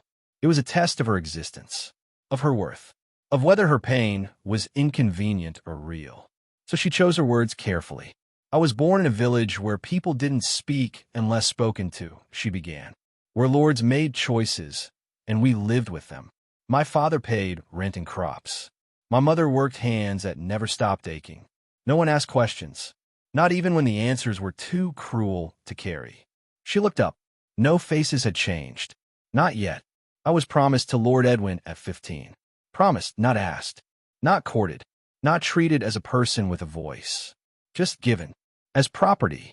A ripple moved through the chamber, barely there. Ellen caught it in the shift of a scribe's hand, the twitch of a jaw near the front row. I didn't run because I hated my family, she said. I ran because I was losing myself inside someone else's story. A life chosen for me, not by me. I wasn't brave. I was scared. But fear, it turns out, is the start of many stories. She took a breath. I found a monastery, a small one, quiet. They took me in, asked no questions. There were others, women, children, even men, who came running too. Some with bruises, some with nothing but silence. All of them trying to survive a world that had written their endings before they could speak. She saw one of the younger lords shift in his seat, lips pressed thin. Another scribbled a note. Her words were landing, but they weren't sinking yet. Lord Edwin came for me, she continued, her tone steady. He didn't want justice. He wanted control. When he couldn't get it through force, he tried with law. When that didn't work, he tried something worse. Doubt. He told others I was dangerous, that I was stirring rebellion, that my words were poison. Now her gaze landed squarely on him. He didn't flinch, but he didn't smile either. I'm not a rebel, she said, and I'm not a saint. I'm just someone who asked for her own life. And because I said no, others realized they could, too. The older justice raised a hand, signaling for silence as murmurs started to spread. Ellen, he said, your story has reached many. That is undeniable. But what we must understand is whether that story has caused harm. Several lords report unrest in their villages. People refusing arranged marriages, leaving estates, seeking shelter elsewhere. You understand how this creates strain on the existing order. She nodded slowly. Yes, but that strain already existed. I didn't break it. I just stopped pretending it wasn't there. Another justice, younger, more skeptical, leaned in. You've been described as encouraging disobedience. No, she replied. I've encouraged choice. But when that choice leads to conflict, when it threatens stability, is it not dangerous? Ellen's eyes did not waver. Is silence less dangerous? The room quieted again. She stepped forward just slightly. If a woman is beaten in her home, and she runs, is her escape dangerous? If a boy is told he must serve a lord who mocks him, and he flees, is that rebellion?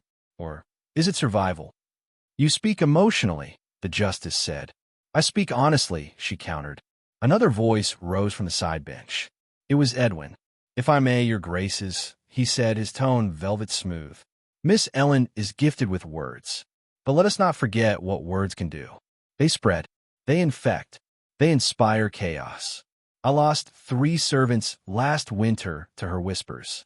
They left their posts, believing they deserved something more. One ended up frozen in the woods. Another caught stealing in the city. This isn't a story of empowerment. It's a tale of consequence. He stood now, hands folded, playing the part of the wounded noble. I offered her a place in my household, a title, comfort. I was patient, merciful. And what did I receive? Lies, slurs, and now unrest in my region. Your household, Ellen said, was a cage. Edwin turned, slowly. And your voice has become a sword. The justices looked between them. The room was no longer cold. It was crackling. Ellen, the older justice said, do you deny that your presence at the monastery has sparked unrest? No, she said calmly, but not because I asked for it. People came to me because something in their lives was broken. I didn't start the fire. I just lit a torch in the dark. A long silence followed. Then the steward, the one who had first visited the monastery, stood and addressed the bench. I have spent weeks observing the monastery, he said. There were no weapons, no teachings of sedition, only letters, stories, truths passed quietly from one hand to another. If that is rebellion, then perhaps what we fear is not the words, but the fact that they were heard. Murmurs erupted now, louder, more unsettled. Ellen stood still in the center of it all. They wouldn't decide today, but she had done what she came to do. She had told the truth. Whether or not they believed it, whether or not Edwin twisted it further, was no longer hers to control. But the second twist had already taken root. She saw it in the eyes of the scribes, in the glances exchanged between younger nobles, in the hush of the gallery behind the court. A seed had been planted. And outside these walls, in villages and towns where silence had ruled for too long, that seed was already starting to grow. The court recessed that afternoon in a strange, stiff silence.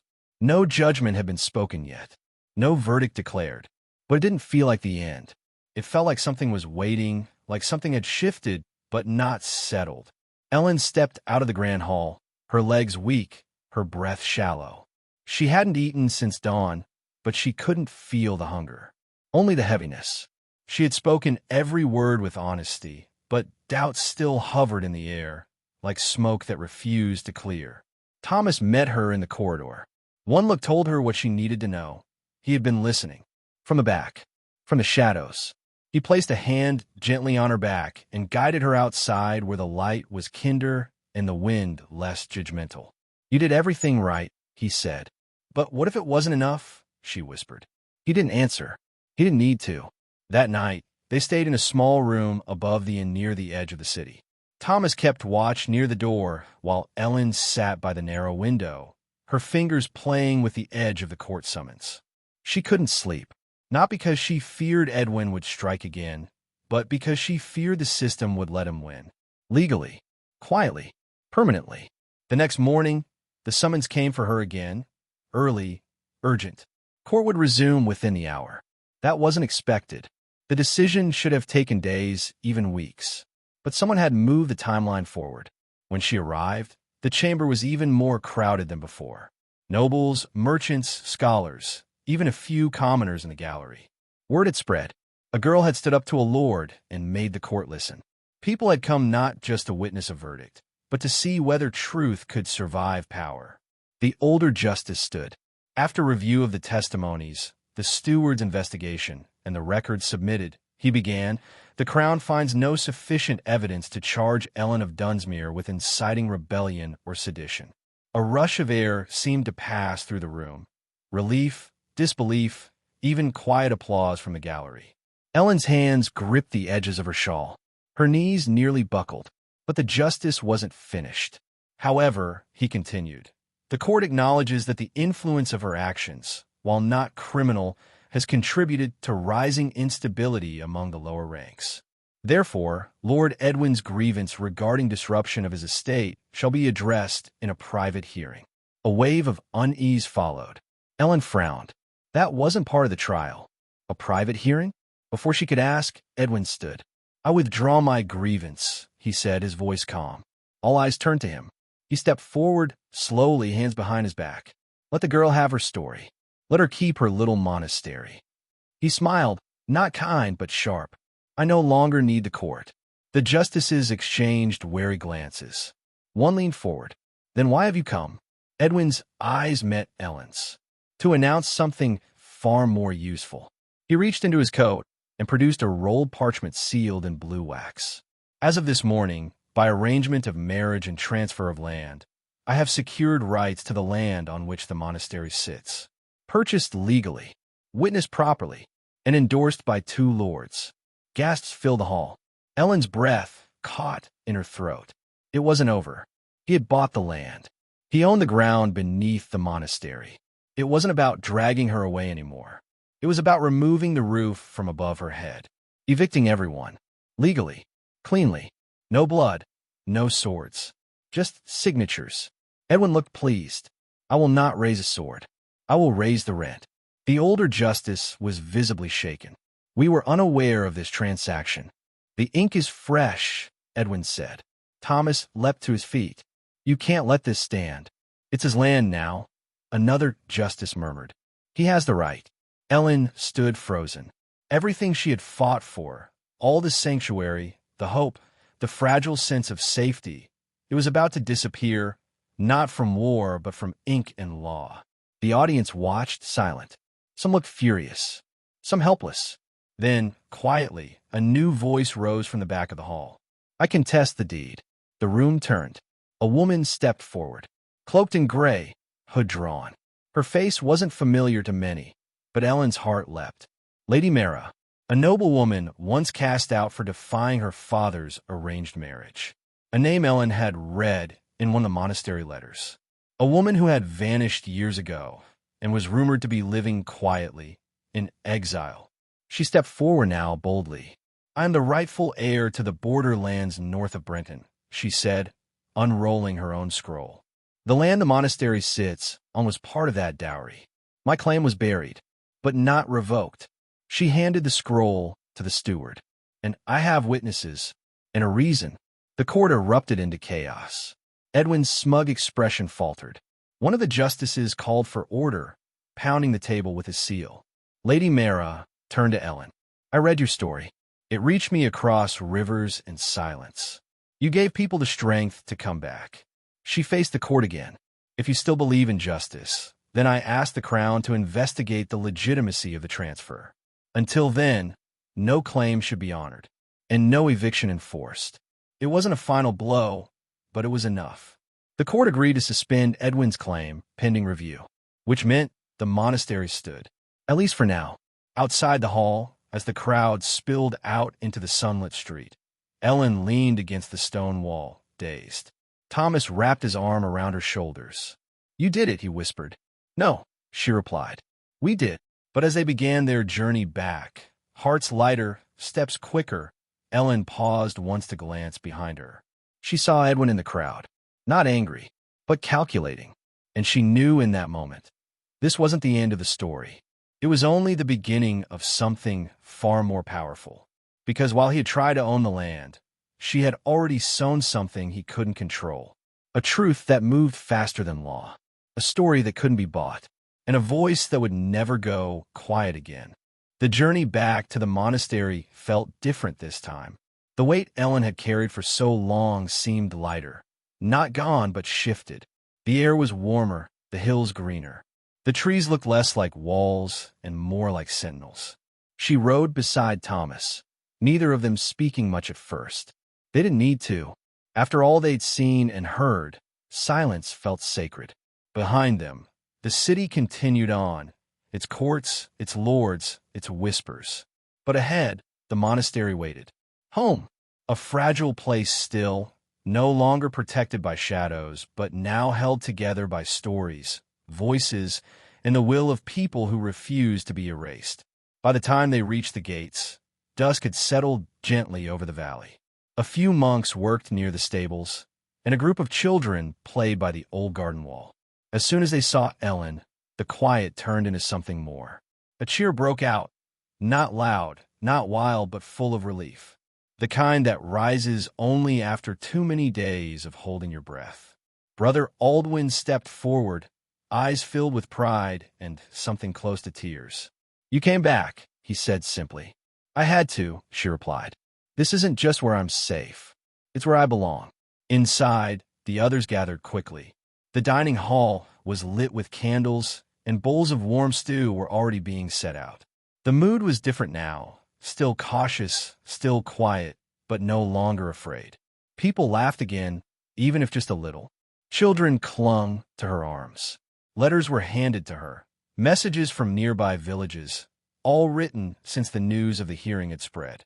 One read, *, "You don't know me, but you helped me." *, another, *, "My daughter left the house she was never allowed to leave before. She says your name like it's a door that opened." The room filled with warmth, but Ellen stayed focused. She knew better than to believe the fight was over. Edwin had lost in public, but men like him didn't disappear. They retreated, they recalculated, and they waited. She could still feel the way he looked at her in that courtroom. Not defeated, but delayed. He wasn't finished. That night, after the others had gone to rest, Ellen sat with Thomas near the fire. "Did you expect her?" he asked, referring to Lady Mara. Ellen shook her head. "No, I only knew her name from an old letter. She saved everything." "No," Ellen said. She answered. Thomas looked at her. "What do you mean?" "I used to think standing up meant starting something. But maybe it just means reminding people that they can speak again, that they're allowed to step forward when it matters most." Thomas nodded slowly. "Then what happens now?" "We rebuild," she said. "We keep writing. We make sure no one forgets what nearly happened here." The next few weeks passed with a strange kind of energy. People arrived in steady waves. Not just the wounded or the wandering anymore, but those who wanted to help. A carpenter from a distant town rebuilt the broken benches in the chapel. A midwife came to stay, teaching the young girls basic care and tending to mothers. Even a pair of scholars offered to copy books and keep records, creating a library of stories too valuable to lose. The monastery, once a hidden refuge, had become something more, a quiet revolution. But Ellen never let herself forget that it was fragile. And then, one morning, the twist came. It was Willen who found it, a letter nailed to the outer gate. No seal, just a message written in a hand that was neat but unfamiliar. Asterisk, land disputed. Court inquiry paused. Protection lifted until ruling resumes. You stand unguarded. Asterisk, it had no signature. Ellen stared at it for a long time, her mind racing. What does it mean? Thomas asked. It means Edwin's influence is still reaching, she said. He couldn't claim the land, so now he's trying to isolate it. Remove protections. Leave us exposed. Brother Aldwin looked grim. With no ruling, the crown's presence here is suspended. We're no longer protected by the steward's oversight. In other words, Thomas said, anyone could show up and there'd be no one to stop them. Ellen folded the letter. Then we make sure we're not easy to break. They worked quickly. Defenses were improved, not with weapons, but with barriers, signals, safe rooms. The children were taught where to go if trouble came. The monks trained in basic resistance, not to fight, but to stall, to protect time, to shield the weak. But Ellen knew this wasn't a battle of swords anymore. It was a war of endurance. And then came the rider. Late one evening, a lone figure appeared at the edge of the clearing, dressed in black, with no visible banner. He dismounted and approached slowly, hands open, palms forward. Ellen met him near the chapel, a few monks standing quietly behind her. He handed her a sealed envelope. Then he nodded once and walked away without a word. She broke the seal. The letter was short, precise. Asterisk, you may have won the public. You may have twisted sympathy into strength. But remember, stories can inspire, and they can be erased. Fire reaches where parchment cannot. Asterisk, no name, but she knew who wrote it. Thomas stepped closer, having read the letter over her shoulder. He's threatening to burn it all down. Yes, Ellen said, and hoping we'll run before he tries. Brother Aldwin's voice was calm. Will you? Ellen shook her head. No. If he burns this place, he burns the truth with it. And we won't let that happen. That night, it didn't sleep. Candles stayed lit in every window. The chapel bells were prepared to ring. The community gathered together in the main hall, where Ellen stood at the front, no longer a runaway girl, but something more, a leader shaped by fear but strengthened by choice. We built something here, she said, not with stone or law, but with story, with truth.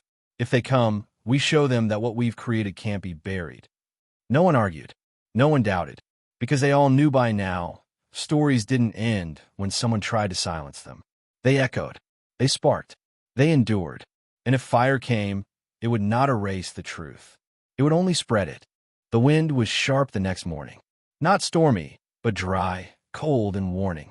It swept through the valley like a whisper before scream. At first, the day began as usual. The bell rang at dawn. The younger monks lit the kitchen hearths. Ellen stood by the old archway, watching the path from the tree line. Her eyes were tired, her hands cold, but her mind was clear. They had received no more letters, no messengers, no word from the court, just silence. And silence, now, meant something was coming. Thomas arrived beside her without saying anything. He didn't need to. Their eyes followed the same horizon. They didn't know when or how, but both of them sensed the same thing. Edwin wasn't finished. By midday, the first sign appeared. A thin wisp of smoke rising from the east. It wasn't from their hearths, and it wasn't from the sky. It was too deliberate, too steady. A fire had been set. Ellen's heart dropped. Brother Aldwin arrived quickly, his walking pace urgent. The scouts say it's a signal fire, he said. North of the Bramblewoods. Far enough not to spread to us, but close enough to see. Ellen nodded. He's warning us. No, Thomas said quietly. He's testing us. That evening they prepared. They doused the outer grounds, moved children and elders into the old chapel with thick stone walls, and readied supplies in case they needed to hold out. Still, no army came. No soldiers. No declaration. Just the fire burning steadily on the horizon. But then, late in the night, the second blaze lit. Closer this time. Too close. A storage barn that stood just beyond their land, used for drying herbs and storing tools, suddenly glowed with orange light. By the time they reached it, it was too late. The flames reached high into the trees, sending sparks into the sky. The wood cracked and fell in on itself. Ellen stood barefoot in the grass, staring at what had once been the quietest corner of the monastery. And someone had done this without being seen, not in anger, in warning. The next morning, she made a decision. She gathered everyone in the dining hall, not just the monks and villagers, but the travelers, the orphans, even the young girl who had barely spoken since she arrived. "We all know who's doing this," Ellen said, voice calm. "And we know why. He can't take the land by law. So now, he's trying to scare us off of it, to make it unlivable, unbearable." She paced slowly as she spoke. "But we are not just tenants here. We are not guests. We're the reason this place is sacred. Not the stone, not the books, us. And if we leave because of smoke and fear, we tell him we never believed in it in the first place." A soft murmur passed through the crowd. Brother Aldwin stood beside her. "There may come a time we must leave for safety, but it will be our decision, not his." Ellen nodded. "If he sends fire, we answer with water. If he sends fear, we answer with each other." That night they worked in shifts. Watch teams walked the grounds, torches in hand. Buckets of water were stationed at every corner. And just before dawn, when the mist was thick and the monastery was cloaked in silence, it happened again. Footsteps. Soft. Fast. Then, the sudden flare of a torch. By the west wall. Ellen shouted first. "There!" Thomas and 3 others were already running. Someone threw a bucket. Another monk beat at the flames with wet cloth. In the flickering light, Ellen saw him, one of Edwin's men. Not a soldier. A hired hand. Hooded. Quick. He tried to run. Thomas tackled him near the gate. The man fought back, but not for long. His arm twisted, shoulder hit the dirt, and in seconds he was pinned. Ellen stepped closer.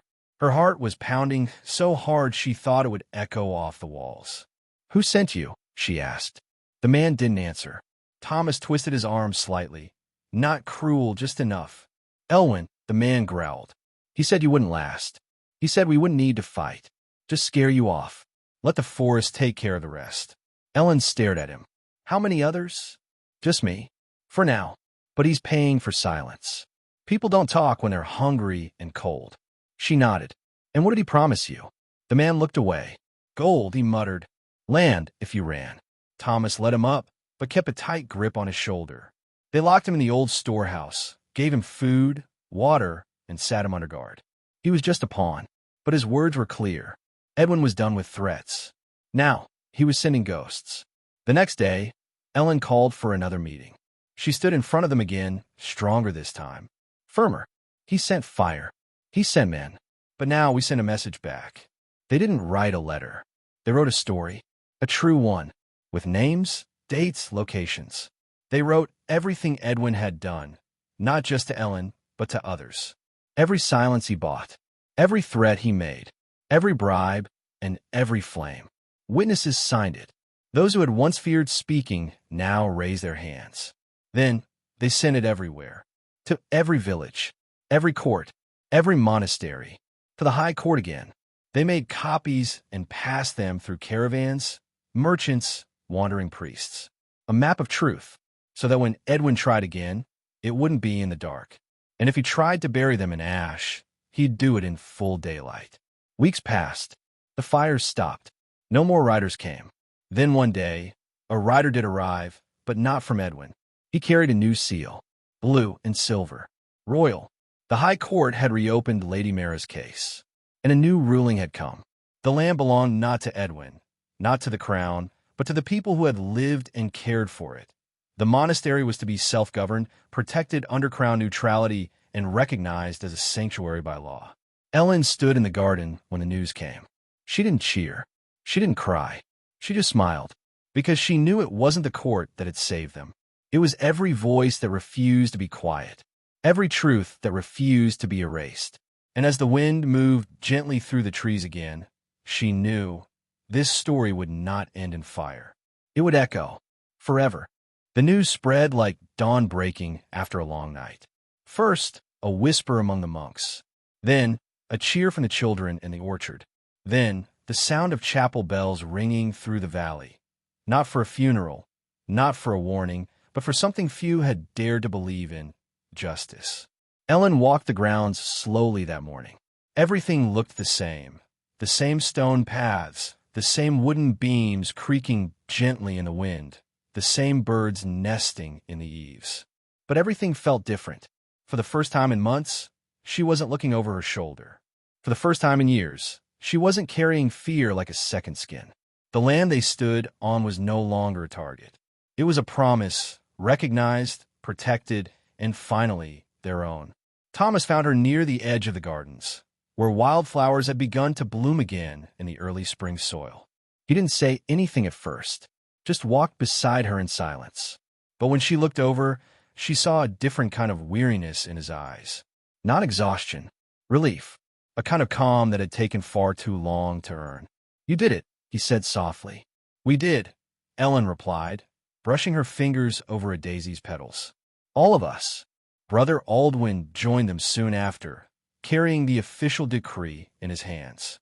He looked more like himself again, less weighed down, more at peace. "The courier said the ruling was unanimous," he said. "They didn't just acknowledge our right to stay. They commended our perseverance." Ellen nodded slowly. "I never thought I'd see a day when truth outlived fear. And yet here we are," Aldwin said, tucking the scroll under his arm. "Now we must decide what to do with it." That evening, the monastery held a gathering. Not a formal ceremony, just a simple, quiet celebration under the stars. Lanterns lined the stone walls, and food was passed hand to hand. Children laughed freely.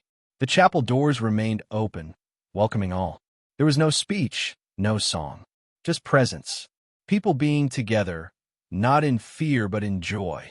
Ellen sat on a low stone bench, watching the glow of the lanterns flicker like stars come down to earth.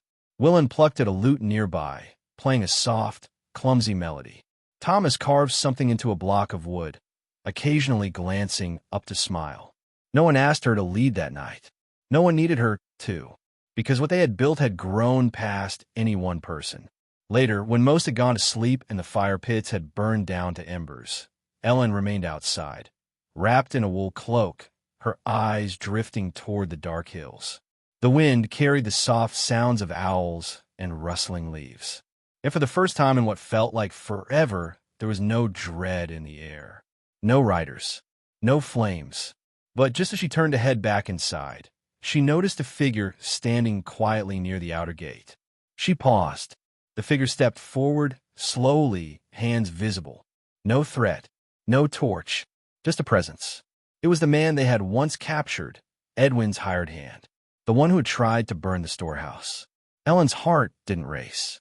She didn't reach for a weapon. She simply stood straighter and waited. He approached, eyes low. "I heard," he said softly, "about the ruling." Ellen didn't speak. "I thought you should know," he hesitated. "He's gone." Her brow furrowed.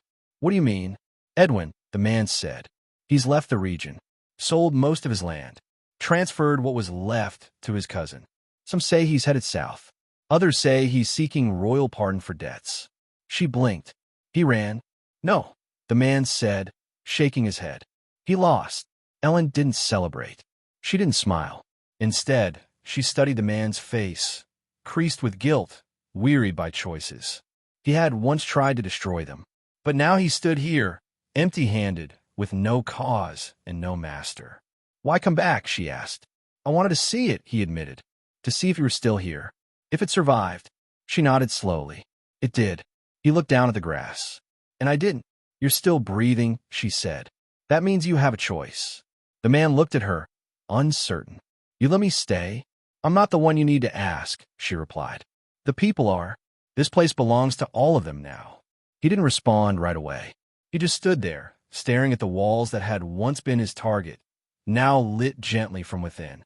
Then he turned and walked away, not leaving, but stepping off the path to sit near the edge of the chapel steps. A silent guest. Ellen returned to her room that night with a strange sense of stillness. For so long, everything had been motion, running, fighting, speaking, surviving. But now came something new. Stillness not born from fear, but from peace. And in that quiet, she took out the small book Brother Aldwin had once bound for her. Her letters, her stories, her truths. She opened it to the last page and wrote something new. Asterisk he left, but the land stayed. And so did we. This is not the end of our story. It's the beginning of a world we once believed couldn't exist. Asterisk. She closed the book and placed it on her table. Outside, dawn began to touch the sky. A new day, one that no one else had written for them. And this time, they would be the ones telling the story. By late spring, the monastery had settled into a new rhythm. No one spoke of Edwin anymore, not because they forgot him, but because he no longer held any power over their lives. His shadow had vanished like frost in the morning sun. What once had been fear was now memory, and what remained was something deeper than safety. It was freedom. Ellen woke early each morning, not to watch the tree line for smoke or riders, but attend the herb beds and write. Her journal had grown thick with stories, hers and others. She collected letters from nearby villages, many addressed to no one in particular, but meant to be heard. People who had never spoken their truth aloud were now writing them down, sending them to the monastery as if the act alone brought relief. The girl named Lisa, who once barely spoke, now helped in the scriptorium. She was learning to read. Sometimes she'd sit with Ellen in the evenings and read passages aloud, her voice soft and careful. The words came slowly but surely. With every sentence, she claimed a little more of her own story. Thomas returned to his carpentry, building benches for the chapel and a new roof over the east wing. But he also started teaching. A few boys and girls from nearby farms came to learn from him, not just about wood, but about fixing things, about building something that lasts. He laughed more now, and the lines on his face had softened. Sometimes, in the quiet hours, he'd sit with Ellen near the garden wall, and they'd talk about what could come next. Brother Aldwin worked to create a formal archive. The small library had grown, not just with books, but with letters and testimonies from all over the region. The monastery had become more than a sanctuary. It had become a record of a people's voice, a history told not by rulers or courts, but by those who had once been told their stories didn't matter. And the man who had once tried to burn it all down, he stayed, not as a prisoner, not as a guest, but as a man trying to rebuild what he'd once tried to destroy. He never asked for forgiveness, but he worked quietly, constantly. He repaired the broken fence by the orchard. He tended the sheep with a young orphan boy who barely spoke. And though no one trusted him fully, no one turned him away. His presence reminded everyone what choices could do, how easily they could hurt, and how deeply they could heal. As for the monastery itself, it remained protected, but not hidden. Word had spread beyond the hills, of the girl who spoke before the court, of the land claimed by truth and not titles. Travelers began arriving, not out of desperation, but out of hope. Some came seeking guidance. Others brought skills. All brought stories, and the monastery welcomed them all. One day, a messenger arrived with another sealed letter, this one bearing the same blue and silver crest from the High Court. It wasn't a summons. It was a recognition. The monastery was officially named a site of independent sanctuary, a place where no lord or lady could impose will, and where the law would recognize the rights of those who lived there. It didn't mean danger would never return, but it meant if it did, it wouldn't be in silence. The truth would be waiting. Ellen stood under the old tree in the courtyard, holding the scroll in her hands. Around her, the others waited, not for permission, but for acknowledgement. "We've done what many said we couldn't," she said gently. "We held our ground, not just with walls or rules, but with each other. We didn't raise swords. We raised voices, and that changed everything." The applause wasn't loud, but it was real. Later that evening, she walked the grounds one last time before the stars came out. She passed the chapel, the garden, the courtyard where once she had stood afraid. She paused by the western wall, the place where the fire had nearly taken hold.